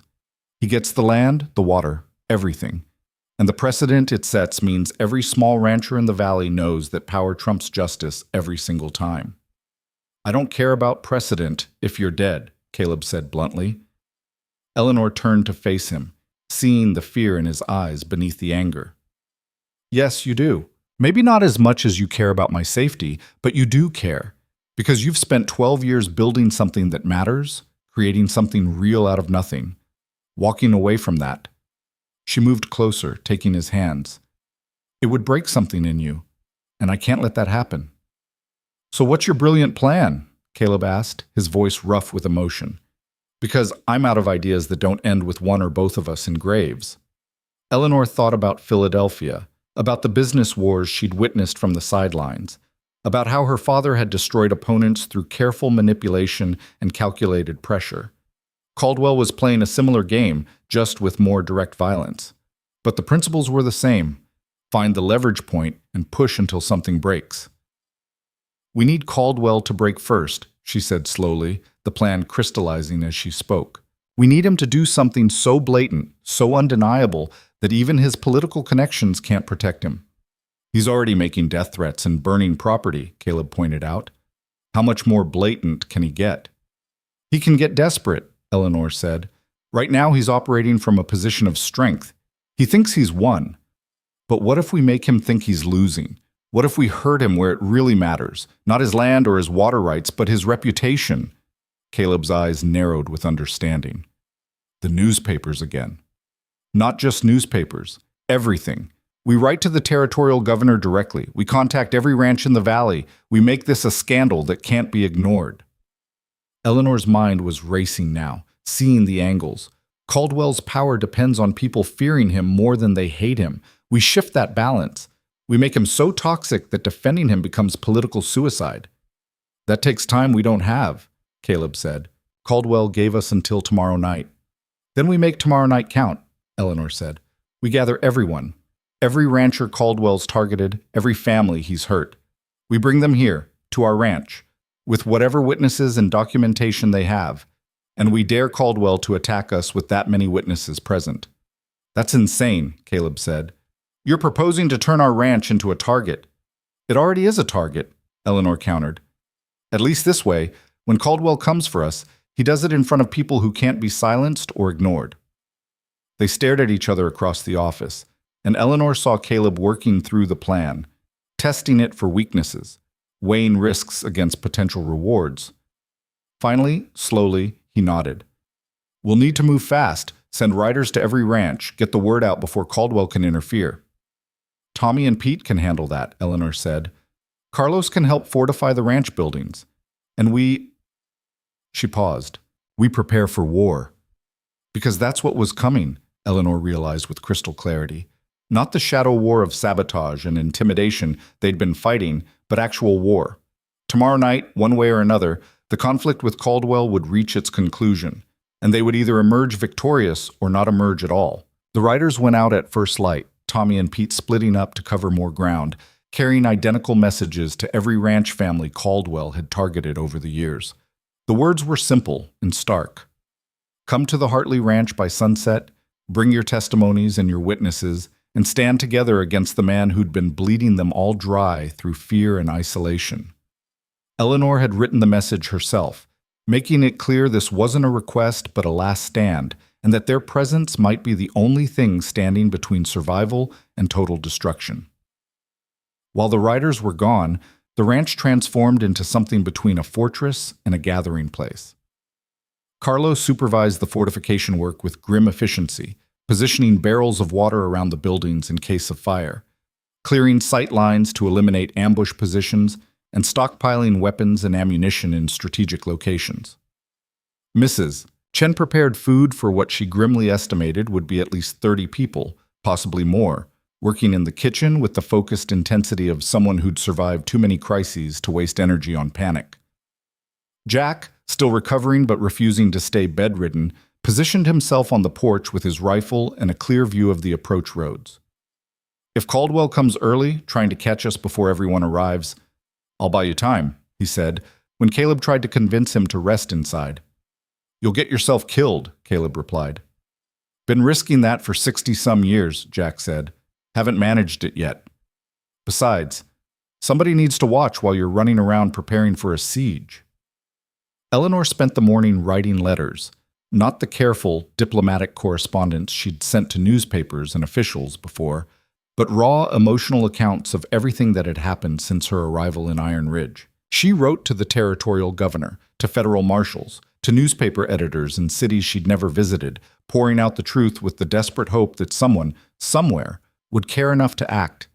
Even if help came too late for tonight, at least there would be a record, evidence that they'd fought, and why. Around noon, the first families began arriving. The Johnsons came with 3 grown sons, all armed and looking like they'd been waiting years for someone to give them permission to fight back. Martha Henderson arrived with her husband and 2 of their ranch hands, her weathered face set in lines of determination that suggested she'd made peace with whatever came next. The Ortiz family brought their injured son, his limp a visible reminder of Caldwell's cruelty, along with cousins and friends who'd traveled from 3 valleys over after hearing what was planned. By mid-afternoon, the Hartley ranch yard looked like an armed gathering, more than 40 people clustered in groups discussing strategy and sharing stories of Caldwell's abuses. The atmosphere was strange, part reunion, part war council, with laughter and grim preparation existing side by side. These were people who'd spent years suffering alone, isolated by fear and distance, and the simple act of coming together created a sense of possibility that felt almost dangerous in its intensity. This is more people than I expected, Caleb said quietly to Eleanor as they surveyed the gathering from the porch. They've been waiting for someone to stand up, Eleanor replied. We just gave them permission to stop being victims. Or we've painted targets on all of them, Caleb said. If Caldwell attacks with this many witnesses, it's not just us who'll be in danger. If Caldwell attacks with this many witnesses, he's finished, Eleanor countered. That's the gamble, that he's smart enough to realize this changes the equation. But even as she spoke with false confidence, Eleanor felt the weight of responsibility settling heavier. Every person who'd come to the ranch had done so trusting that the Hartleys had a plan, that this gathering meant something beyond just collective suicide. And the truth was, Eleanor's plan was as much desperation as strategy: force Caldwell to act publicly and hope that the consequences would finally catch up with him. Marshal Garrett arrived around 3, his presence unexpected enough that Eleanor felt hope kindle briefly before his expression killed it. I'm here as an observer, he said, making it clear before anyone could ask. I don't have jurisdiction to prevent what might happen tonight, and I don't have the manpower to protect everyone if Caldwell comes in force, but I'll witness everything and make sure there's an official record. That's something, Martha Henderson said. More than we've had before. It's not enough, Garrett said bluntly. You should all leave, tonight. Scatter before Caldwell can organize whatever he's planning. We're done running, Eleanor said, and saw heads nodding throughout the crowd. Whatever happens tonight, happens. But it happens with witnesses and documentation and consequences. As the sun began its descent toward the western mountains, painting the valley in shades of amber and blood, Eleanor stood on the porch watching the horizon for signs of approaching riders. Beside her, Caleb checked his rifle for the 100th time, his face set in lines of controlled tension that spoke of a man prepared for violence but hoping to avoid it. Do you think he'll actually come? Eleanor asked quietly. He has to, Caleb replied. We've challenged him publicly, destroyed his dam, gathered everyone he's victimized. If he doesn't respond, he looks weak. And men like Caldwell would rather die than look weak. Then we'd better be ready to give him that option, Eleanor said, and heard the hardness in her own voice. The transformation from Philadelphia debutante to frontier fighter complete in ways she never could have imagined months ago. The riders appeared just as the sun touched the mountains, a dark line on the horizon that grew steadily larger. Eleanor counted 15 men at first, then 20, then realized with sinking stomach that Caldwell had brought closer to 30 armed men, more than enough to overwhelm the defenders if it came to shooting. "Everybody inside," Caleb called. "Women and children to the root cellar, men to positions. Nobody fires unless I give the word." The ranch yard emptied rapidly as people moved to assigned locations. Eleanor started toward the house, then stopped, turned back. "I'm staying with you," she said when Caleb opened his mouth to argue. "We started this together. We'll finish it together." Caleb's jaw tightened, but he nodded, perhaps understanding that this wasn't the time for protection or chivalry. They took position behind the water trough, rifles ready, while around them the other defenders found cover in barn doorways and behind wagons and fence posts. Caldwell rode at the head of his men, and even from a distance Eleanor could see the fury in his posture, the barely controlled rage of a man who'd been pushed past his breaking point. He pulled up about 50 yards from the house, close enough to talk, but far enough to make rushed shooting difficult, and surveyed the preparations with cold assessment. "Quite the gathering you've assembled, Hartley," he called out. "Did you invite the whole valley to witness your funeral?" "We invited witnesses to document whatever crimes you commit tonight," Eleanor called back, "including Marshal Garrett, who's inside taking notes. Everything you do here goes on official record." Caldwell's eyes found her, and the hatred in them was so pure it felt physical. "You've caused me considerable trouble, Mrs. Hartley. Cost me time, money, and reputation. I want you to know that what happens next is entirely your fault." "What happens next is entirely your choice," Eleanor corrected. "You can ride away, end this without more violence, or you can attack and prove to everyone exactly what kind of man you are." "I am the kind of man who finishes what he starts," Caldwell said. He gestured, and his men began spreading out in a line, rifles appearing in hands, the unmistakable preparation for an assault. "Last chance. Everyone leaves now, on foot, and I'll let you walk away. You've got 10 seconds to decide." "We're not leaving," Caleb said, his voice carrying across the yard. "This is our land, our home. You want it, you'll have to kill us all in front of witnesses and live with those consequences." Caldwell's face twisted with rage. "So be it. When the territorial investigators ask what happened here, I'll tell them I came to discuss terms and was met with armed resistance. Everything after that is self-defense." "There are 40 people here who'll contradict that story," Eleanor said. "There won't be once you're all dead," Caldwell replied. And Eleanor felt ice flood her veins at the casual way he said it, the complete certainty that he could murder dozens of people and walk away untouched. "You're insane if you think you can kill everyone here," Martha Henderson shouted from her position near the barn. "There are children in this ranch house, Caldwell. Families. Are you really prepared to massacre innocent people?" "I'm prepared to do whatever's necessary to maintain order in this valley," Caldwell said. "You should have taken my offers when they were generous. Now you'll take what I give you and be grateful to survive." He raised his hand to signal the attack, and Eleanor felt time slow down, crystallizing into perfect clarity. This was it. The moment everything had been building toward since she'd stepped off the train in Iron Ridge. She was about to die in a dusty ranch yard 2,000 miles from Philadelphia, fighting for land and water, and principles she hadn't even known mattered to her a few months ago. But she wasn't afraid. Or rather, the fear was there but buried beneath something stronger, a fierce, burning determination that Caldwell wouldn't win, that his casual cruelty and assumption of power wouldn't be the last word written in this valley's history. "Caldwell!" The shout came from behind Eleanor, from the direction of the road, and she turned to see a column of riders approaching at speed, not Caldwell's men, but strangers, led by a man in a dark suit who sat his horse like someone unused to riding but determined to get somewhere fast. Caldwell's hand dropped, his men holding fire as confusion rippled through both sides.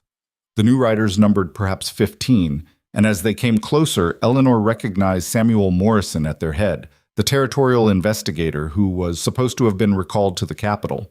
Morrison pulled up between the two groups, his face flushed with exertion and his horse lathered from hard riding. "Stand down," he ordered, his voice carrying official authority. "All of you, stand down immediately." "This is private business, Morrison," Caldwell said, his voice tight. "You have no authority here." "Actually, I have considerable authority," Morrison replied. "Courtesy of federal warrants I've been carrying for the past 3 days, waiting for you to do something stupid enough to justify arresting you in front of witnesses." He pulled a document from his coat. "Victor Caldwell, you're under arrest for conspiracy to commit murder, arson, theft, and about 15 other charges that my office has been building since we arrived in this valley." The silence that followed was absolute. Eleanor felt Caleb's hand find hers, gripping tight, neither of them quite believing what they were hearing. "You can't prove any of that," Caldwell said, but his voice had lost its certainty. "We can and have," Morrison said. "Your so-called recall to the Capitol? That was a ruse to make you think official oversight was gone. We've spent the past 3 days gathering final testimony, interviewing witnesses you thought were too scared to talk, building a case that your lawyers won't be able to dismantle. And then we waited to see if you'd be arrogant enough to commit crimes right in front of us." He gestured at the armed men. "Bringing 30 men to assault a ranch full of families qualifies nicely." "Well, I came to defend my property rights." "You came to commit mass murder," Morrison interrupted. "We heard everything. My deputies have been positioned on the ridge with telescopes and recording equipment, documenting every word you've said tonight, including your explicit threats to kill everyone here and claim self-defense." He nodded to his men, who moved forward with hands on weapons. "You can come peacefully, or we can drag you in. Your choice." For a long moment, Eleanor thought Caldwell might actually fight, might signal his men to start shooting and damn the consequences. She saw the calculation in his eyes, the desperate weighing of options that all led to ruin. But finally, slowly, his shoulders sagged. "This isn't over," he said, his voice carrying the promise of appeals and legal battles and delayed justice. "Yeah, it is," Morrison said. "Your political connections can't save you this time. We've got federal charges, federal warrants, and federal witnesses. Whatever favors you've called in with the territorial governor won't mean anything where you're going." He gestured sharply. "Dismount. Now." Caldwell climbed down from his horse with the stiff movements of a man in shock, and Eleanor watched as deputies moved forward to bind his hands. The men he'd brought, hired guns who'd been seconds away from committing murder, sat frozen, unsure whether to fight or flee or surrender. "The rest of you," Morrison called to Caldwell's men, "you're free to go. But if I see any of you causing trouble in this valley again, I'll assume you're part of the conspiracy and arrest you too. Understood?" They understood.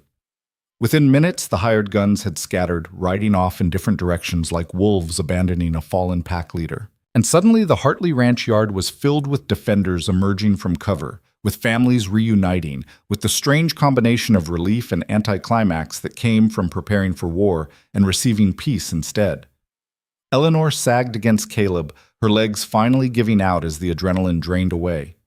He caught her, held her upright, and they stood together watching as Morrison's deputies led Caldwell away, the man who'd terrorized an entire valley, who'd stolen and burned and killed, reduced to just another criminal being marched toward justice. "How?" Eleanor finally managed to ask Morrison. "How did you know he'd come tonight?" Morrison's stern face cracked into something like a smile. "Because you told us, Mrs. Hartley. That letter you sent to the territorial governor, the raw, emotional one you wrote this morning, it arrived via special courier this afternoon, and it happened to reach the governor while federal marshals were in his office discussing Caldwell's activities. Turns out the federal government's been investigating him for months over land fraud schemes, and your letter provided the final pieces they needed." He shook his head admiringly. "You built the case they'd been struggling to complete, documented everything, gathered witnesses, created a pattern too clear to ignore. So all of this," Eleanor gestured at the gathering, the fortifications, the preparations for siege, "we didn't need to do any of it." "Oh, you absolutely needed to," Morrison said, "because without you standing firm, without you gathering these witnesses and refusing to run, Caldwell would have slipped through our fingers like he has for years. You gave us the opportunity we needed to catch him in the act. And more importantly, you gave these people—" He indicated the gathered ranchers, their courage back. That's worth more than any arrest warrant. Marshal Garrett emerged from the house, his notebook filled with observations he'd never have to use in court. Hell of a thing, he said, approaching Morrison. I've been trying to build a case against Caldwell for 5 years. Hartley's do it in 3 months. Sometimes it takes an outsider to see what's been hidden in plain sight, Morrison said. Or in this case, an educated city woman with no patience for frontier injustice and a husband stubborn enough to support her. Eleanor felt Caleb's arm tighten around her waist. We just did what anyone would do, she said. No, Martha Henderson said, approaching with her weather-beaten face creased in a genuine smile. You did what no one else dared to do. You fought back, and you taught the rest of us we could too. The celebration that followed was chaotic and emotional and exactly what everyone needed. Mrs. Chen's food appeared as if by magic, supplemented by contributions from other families who'd brought supplies expecting a siege and finding themselves at a victory feast instead. Jack's hidden whiskey bottles emerged from the barn, passed around with toast to justice and survival and stubborn city women who refused to know their place. Eleanor found herself surrounded by people she'd never met, shaking hands and accepting thanks, and hearing stories about how Caldwell's arrest would change lives she'd never imagined affecting.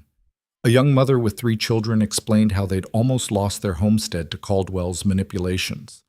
An elderly rancher talked about finally being able to pass his land to his grandchildren without fear. Each story was a reminder that the fight had been about more than just the Hartley Ranch, more than just water rights or property disputes. It had been about whether power and cruelty would define the valley's future, or whether ordinary people could stand together and demand better. As darkness fell and lanterns were lit across the yard, Caleb pulled Eleanor aside to the porch where they'd spent so many evenings planning and arguing and slowly building something neither had expected. Are you all right? He asked, his hands framing her face with careful tenderness. I'm not sure yet, Eleanor admitted. It doesn't feel real. All the fear and preparation, and then it just ended. Without the war we were bracing for. Sometimes the best victories are the ones won without firing shots, Caleb said. Though I won't lie, part of me wanted the confrontation, wanted to make Caldwell pay personally for everything he'd done. He will pay, Eleanor said. Federal prison, public trial, his empire dismantled. That's better justice than anything we could have delivered ourselves. You're right. I know you're right. Caleb pulled her close, and Eleanor felt the tremor in his arms that spoke of delayed reaction, fear and relief mixing in equal measure. When I saw him raising his hand to signal the attack, when I thought we had seconds before gunfire, all I could think was that I'd wasted so much time. All those weeks keeping distance, being careful, not telling you how I really felt. Caleb. I love you, he said, the words tumbling out like they'd been held back too long and couldn't be contained anymore. I fell in love with you somewhere between your first argument and your 100th act of reckless courage, and I've been too scared to say it because everything felt so fragile. But I'm done being scared. I'm done pretending this is just partnership or convenience. I love you, Eleanor, completely and terrifyingly. Eleanor felt tears burning behind her eyes, but they were good tears, the kind that came from too much emotion finding release. I love you too, she said. I didn't know what that felt like. Real love, not the performance version, until I found it with you. In this impossible place doing impossible things. They kissed there on the porch while the celebration continued around them, while lantern light painted the valley in gold and families who'd been strangers hours before shared food and stories and hope. And Eleanor thought about the journey that had brought her here. The resentment at being sent west, the fear of marrying a stranger, the gradual transformation from exile to belonging. She'd come to Iron Ridge expecting punishment and found purpose instead. Expected isolation and built community. Expected to endure and discovered she could fight. The trials weren't over, she knew. Caldwell would have lawyers, there would be legal battles, and probably attempts at revenge from his remaining associates. The ranch finances were still damaged, the herd still depleted. Winter was coming, and frontier life didn't become easier just because one tyrant had fallen. But they would face it together. Not as a mail-order bride and her reluctant husband, but as partners who'd forged something real in the fire of shared struggle. Over the following weeks, the valley transformed in ways both visible and subtle. Caldwell's arrest created a power vacuum that the smaller ranchers moved quickly to fill, not through domination but through cooperation. A formal water-sharing agreement was drawn up, ensuring that the creek Eleanor and Caleb had fought to liberate would serve multiple properties fairly. Fences were repaired collaboratively. Cattle were pooled for better breeding. The model of isolated homesteads battling alone against land and weather began shifting toward something more communal, more sustainable. The territorial investigation expanded beyond Caldwell to examine the entire network of corruption he'd built. Sheriffs he'd bought, officials he'd bribed, lawyers he'd retained to manipulate the system. Several people in positions of authority found themselves facing charges, and replacements had to be found who understood that frontier justice should mean fairness, rather than whoever had the most guns. Morrison visited the Hartley Ranch one final time before returning to the territorial capital, his official business complete, but his respect for what they'd accomplished evident in every word. "The federal prosecutor wants you both to testify at Caldwell's trial," he said. "It'll probably be months before it goes to court, but your testimony will be crucial." "We'll be there," Eleanor promised. "Whatever it takes to make sure he doesn't slip free." "He won't," Morrison assured her. "The case we've built is ironclad. Caldwell's going to spend the rest of his life in prison, and his properties are being seized to pay restitution to the families he harmed. Which means," he pulled out a document, "you might be interested in purchasing certain parcels of land that will be auctioned soon, including the section containing the water rights you fought for." Caleb studied the document, his eyes widening. "This is 3,000 acres. We can't afford—" "The territorial government is offering generous terms to the families Caldwell victimized," Morrison interrupted. "Low interest, extended payment schedules. They want to see the land go to people who'll actually work it, rather than speculate on it. You'd qualify for the best rates." Eleanor and Caleb exchanged glances, a whole conversation happening in the silence between them. The ranch could be not just restored but expanded, made truly sustainable. They could hire back the hands they'd had to let go, rebuild the herd, plan for a future that extended beyond mere survival. "We'll need to review the details," Caleb said carefully. "But yes, we're very interested." After Morrison left, Eleanor and Caleb stood together looking out over their valley, watching the creek flow freely and the cattle graze on recovering pastures. The autumn air carried a bite that promised winter, but also the clean smell of new beginnings. 3,000 acres, Caleb said wonderingly. "We could build something extraordinary, a real legacy." "We already have," Eleanor said, her hand moving unconsciously to her stomach, where she'd been feeling strange flutters for the past week. Too early to be certain, but suspicious enough that she'd been hiding the nausea from Mrs. Chen's knowing eyes. She'd wait a bit longer to tell Caleb, wanted to be absolutely sure before sharing news that would change everything again. But the possibility settled over her like warmth, the idea that the partnership they'd built might extend into the next generation, that children might grow up knowing this valley as home rather than exile. Winter came hard that year, as it always did, but the Hartley Ranch weathered it better than previous years. The restored water access meant healthier cattle. The expanded property meant better grazing. And the network of neighboring ranches meant that when blizzards struck or emergencies arose, help was just a ride away rather than impossible distances.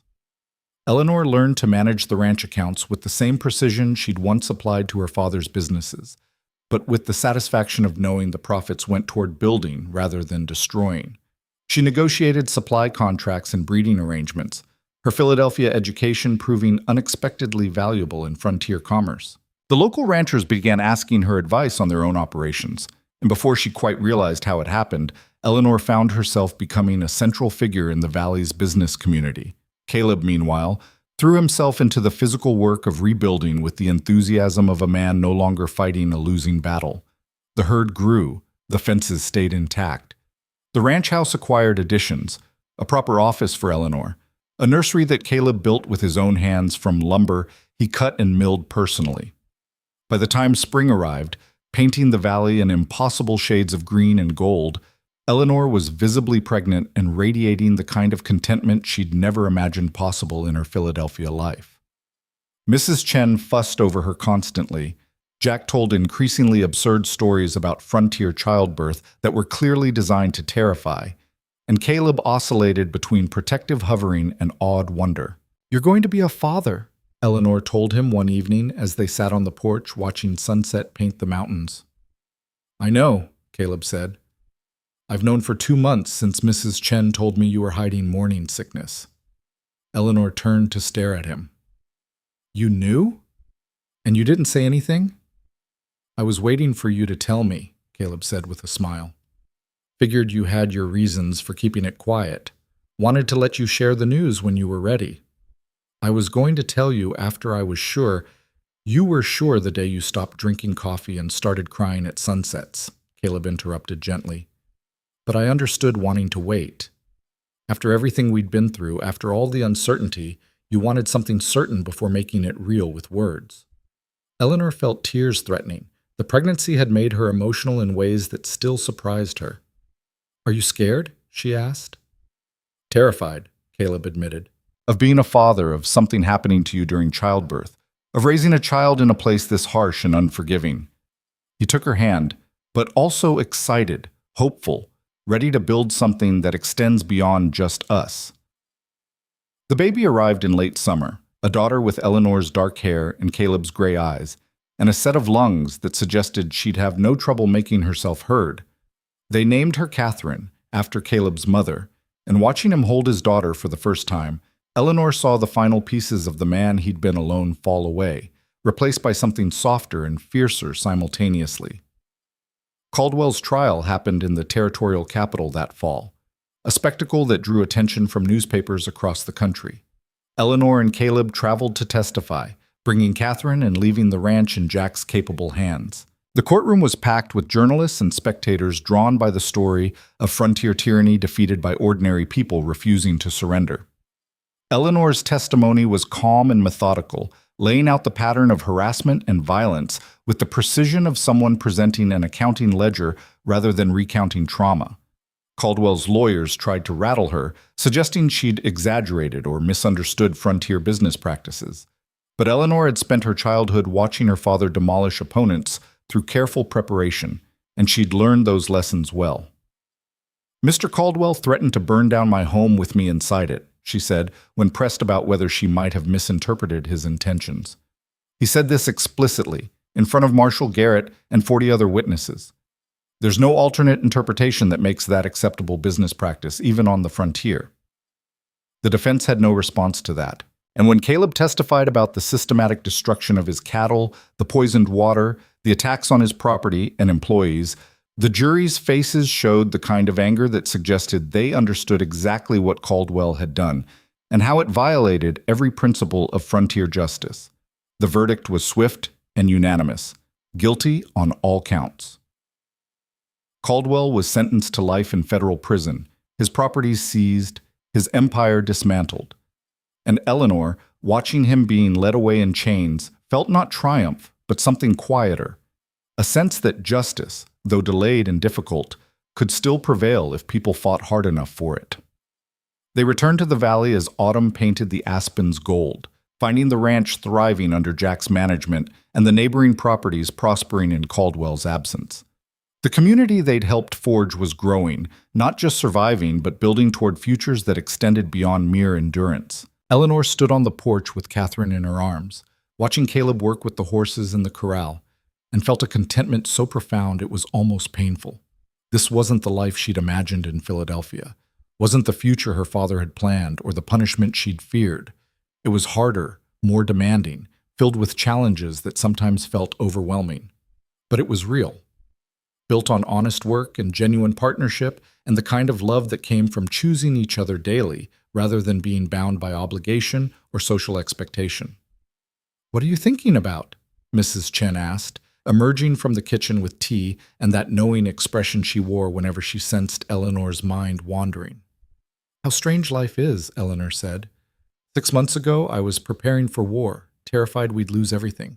Now I'm standing here with a daughter in my arms, watching my husband work our expanded ranch, planning for years ahead instead of just trying to survive the next day. "Things change fast out here," Mrs. Chen observed. Faster than back east. Everything's closer to the surface. Danger and opportunity both. Makes you grow up quick or break trying. I grew up, Eleanor said. Or maybe I just finally became who I was supposed to be all along. I was playing a role in Philadelphia, being what everyone expected. Here, I had to be real or die. Turns out real suited me better. Mrs. Chen smiled, the rare expression that suggested approval and affection. You suited the valley too, gave it exactly what it needed. Someone educated enough to fight smart, stubborn enough to fight hard, and brave enough to fight it all. We're better for you being here. Eleanor looked out over the valley, at the creek flowing free and the cattle grazing peacefully, and the neighboring ranches where families were building futures rather than just surviving. She thought about the letter she'd received last week from Martha Henderson, talking about how her granddaughter was planning to go to school back east, but intended to return and take over the ranch, seeing it now as opportunity rather than burden. She thought about the territorial governor's letter praising the valley's transformation into a model of cooperative ranching. She thought about all the small changes that had rippled out from one city woman refusing to accept that power and cruelty were inevitable. I'm glad I came here, Eleanor said. Even though it was punishment, even though I was angry and scared, this became home in ways Philadelphia never was. Home isn't a place, Mrs. Chen said. It's what you build when you stop running from who you are. Caleb finished with the horses and headed toward the house, his face lighting up when he saw Eleanor and Catherine on the porch. He took the steps 2 at a time, kissing Eleanor and taking his daughter with the easy confidence of a father who'd gotten comfortable with the role. Jack wants to know if we're hosting the autumn gathering here again, he said. Says the other ranchers are expecting it after how well the last one went. The one where we almost got massacred? Eleanor asked dryly. The one where we won, Caleb corrected, where we stood together and proved that cooperation beats tyranny. That's worth celebrating annually. Then yes, Eleanor said. We'll host. We'll feed 40 people and tell the story and remind everyone that what we have is worth protecting. As evening fell over the valley, painting the mountains in shades of purple and gold, the Hartley family gathered on the porch of the home they'd fought to keep. Catherine gurgled and grabbed at everything within reach, already showing signs of the curiosity and determination that ran in both her parents' blood. Caleb's arm wrapped around Eleanor's waist, his touch casual and comfortable in the way of long partnership. And Eleanor, looking out over land that had tried to kill her and ended up saving her instead, felt a peace she'd never known existed. This was the life she'd built from the ashes of the one destroyed. Not easier, but honest. Not softer, but real. And in the end, that made all the difference. The frontier had tested her, nearly broken her, and ultimately forged her into someone stronger than she'd ever imagined being. The valley had demanded everything she had to give, and in return had given her purpose, partnership, and a home worth fighting for. Eleanor Hartley, no longer Eleanor Whitaker of Philadelphia, but Eleanor Hartley of Iron Ridge, had found exactly what she'd been searching for without knowing it. Not in the life she'd planned or the future she'd expected, but in the impossible place where 2 strangers had become partners, where fear had transformed into courage, and where love had grown from the hardest soil on earth into something that would last for generations. The sun set over the valley they'd defended, over the water they'd reclaimed, over the future they'd built together. And as darkness fell and stars emerged in the vast frontier sky, Eleanor held her daughter close and knew with absolute certainty that every struggle, every fear, every moment of doubt had been worth it for this. For home, for partnership, for a life that was entirely, beautifully, terrifyingly real.